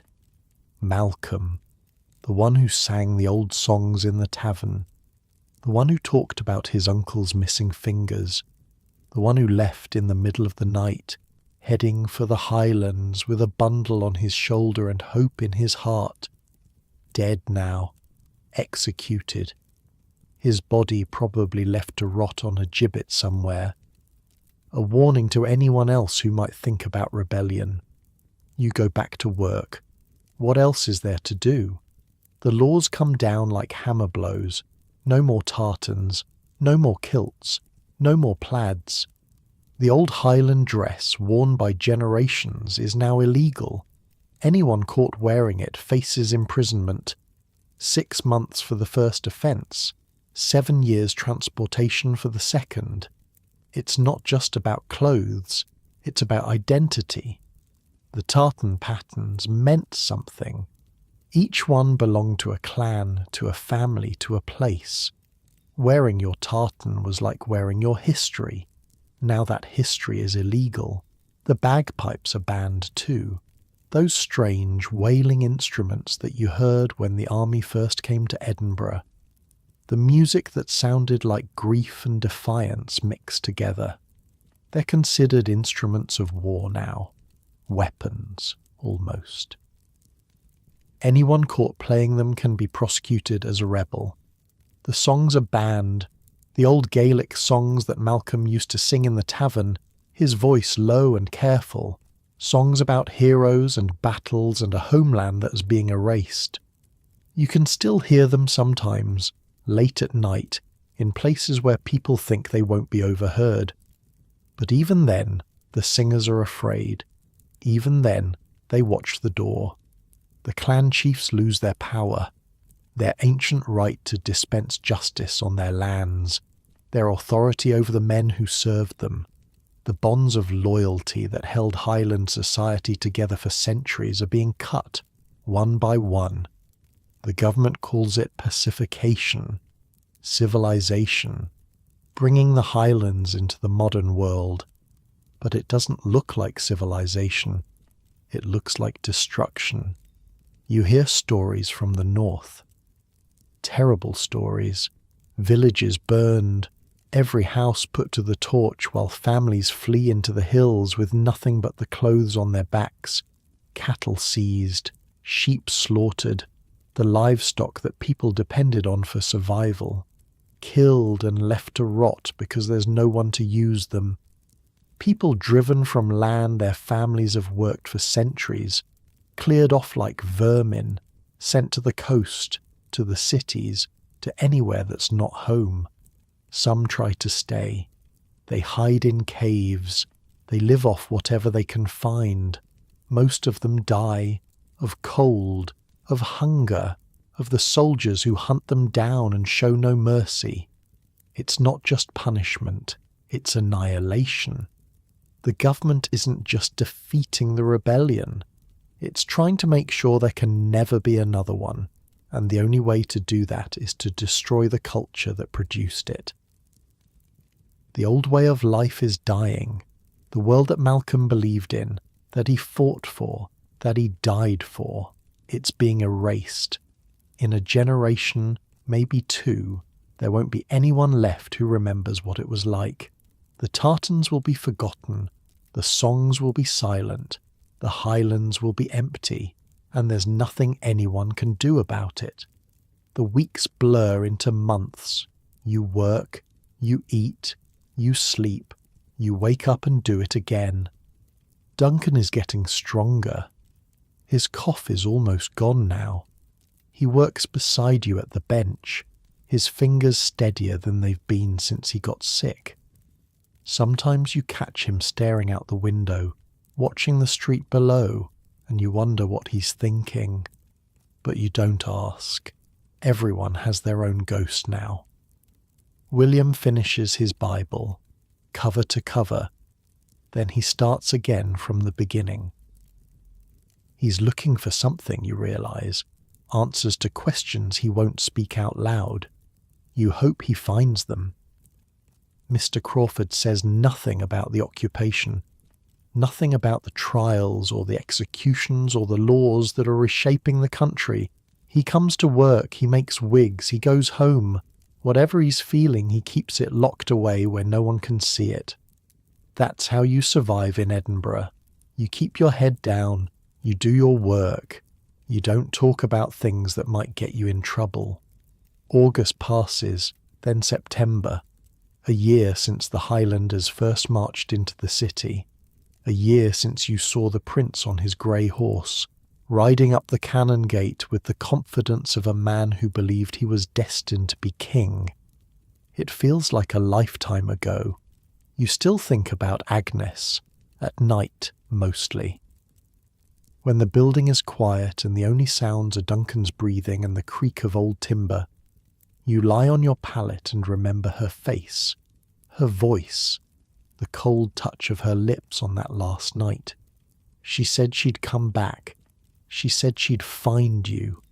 But months have passed, and there's been no word, no message, no sign that she's still alive. Maybe she can't get word to you. Maybe it's too dangerous. Maybe she's trying to protect herself, or you, or both.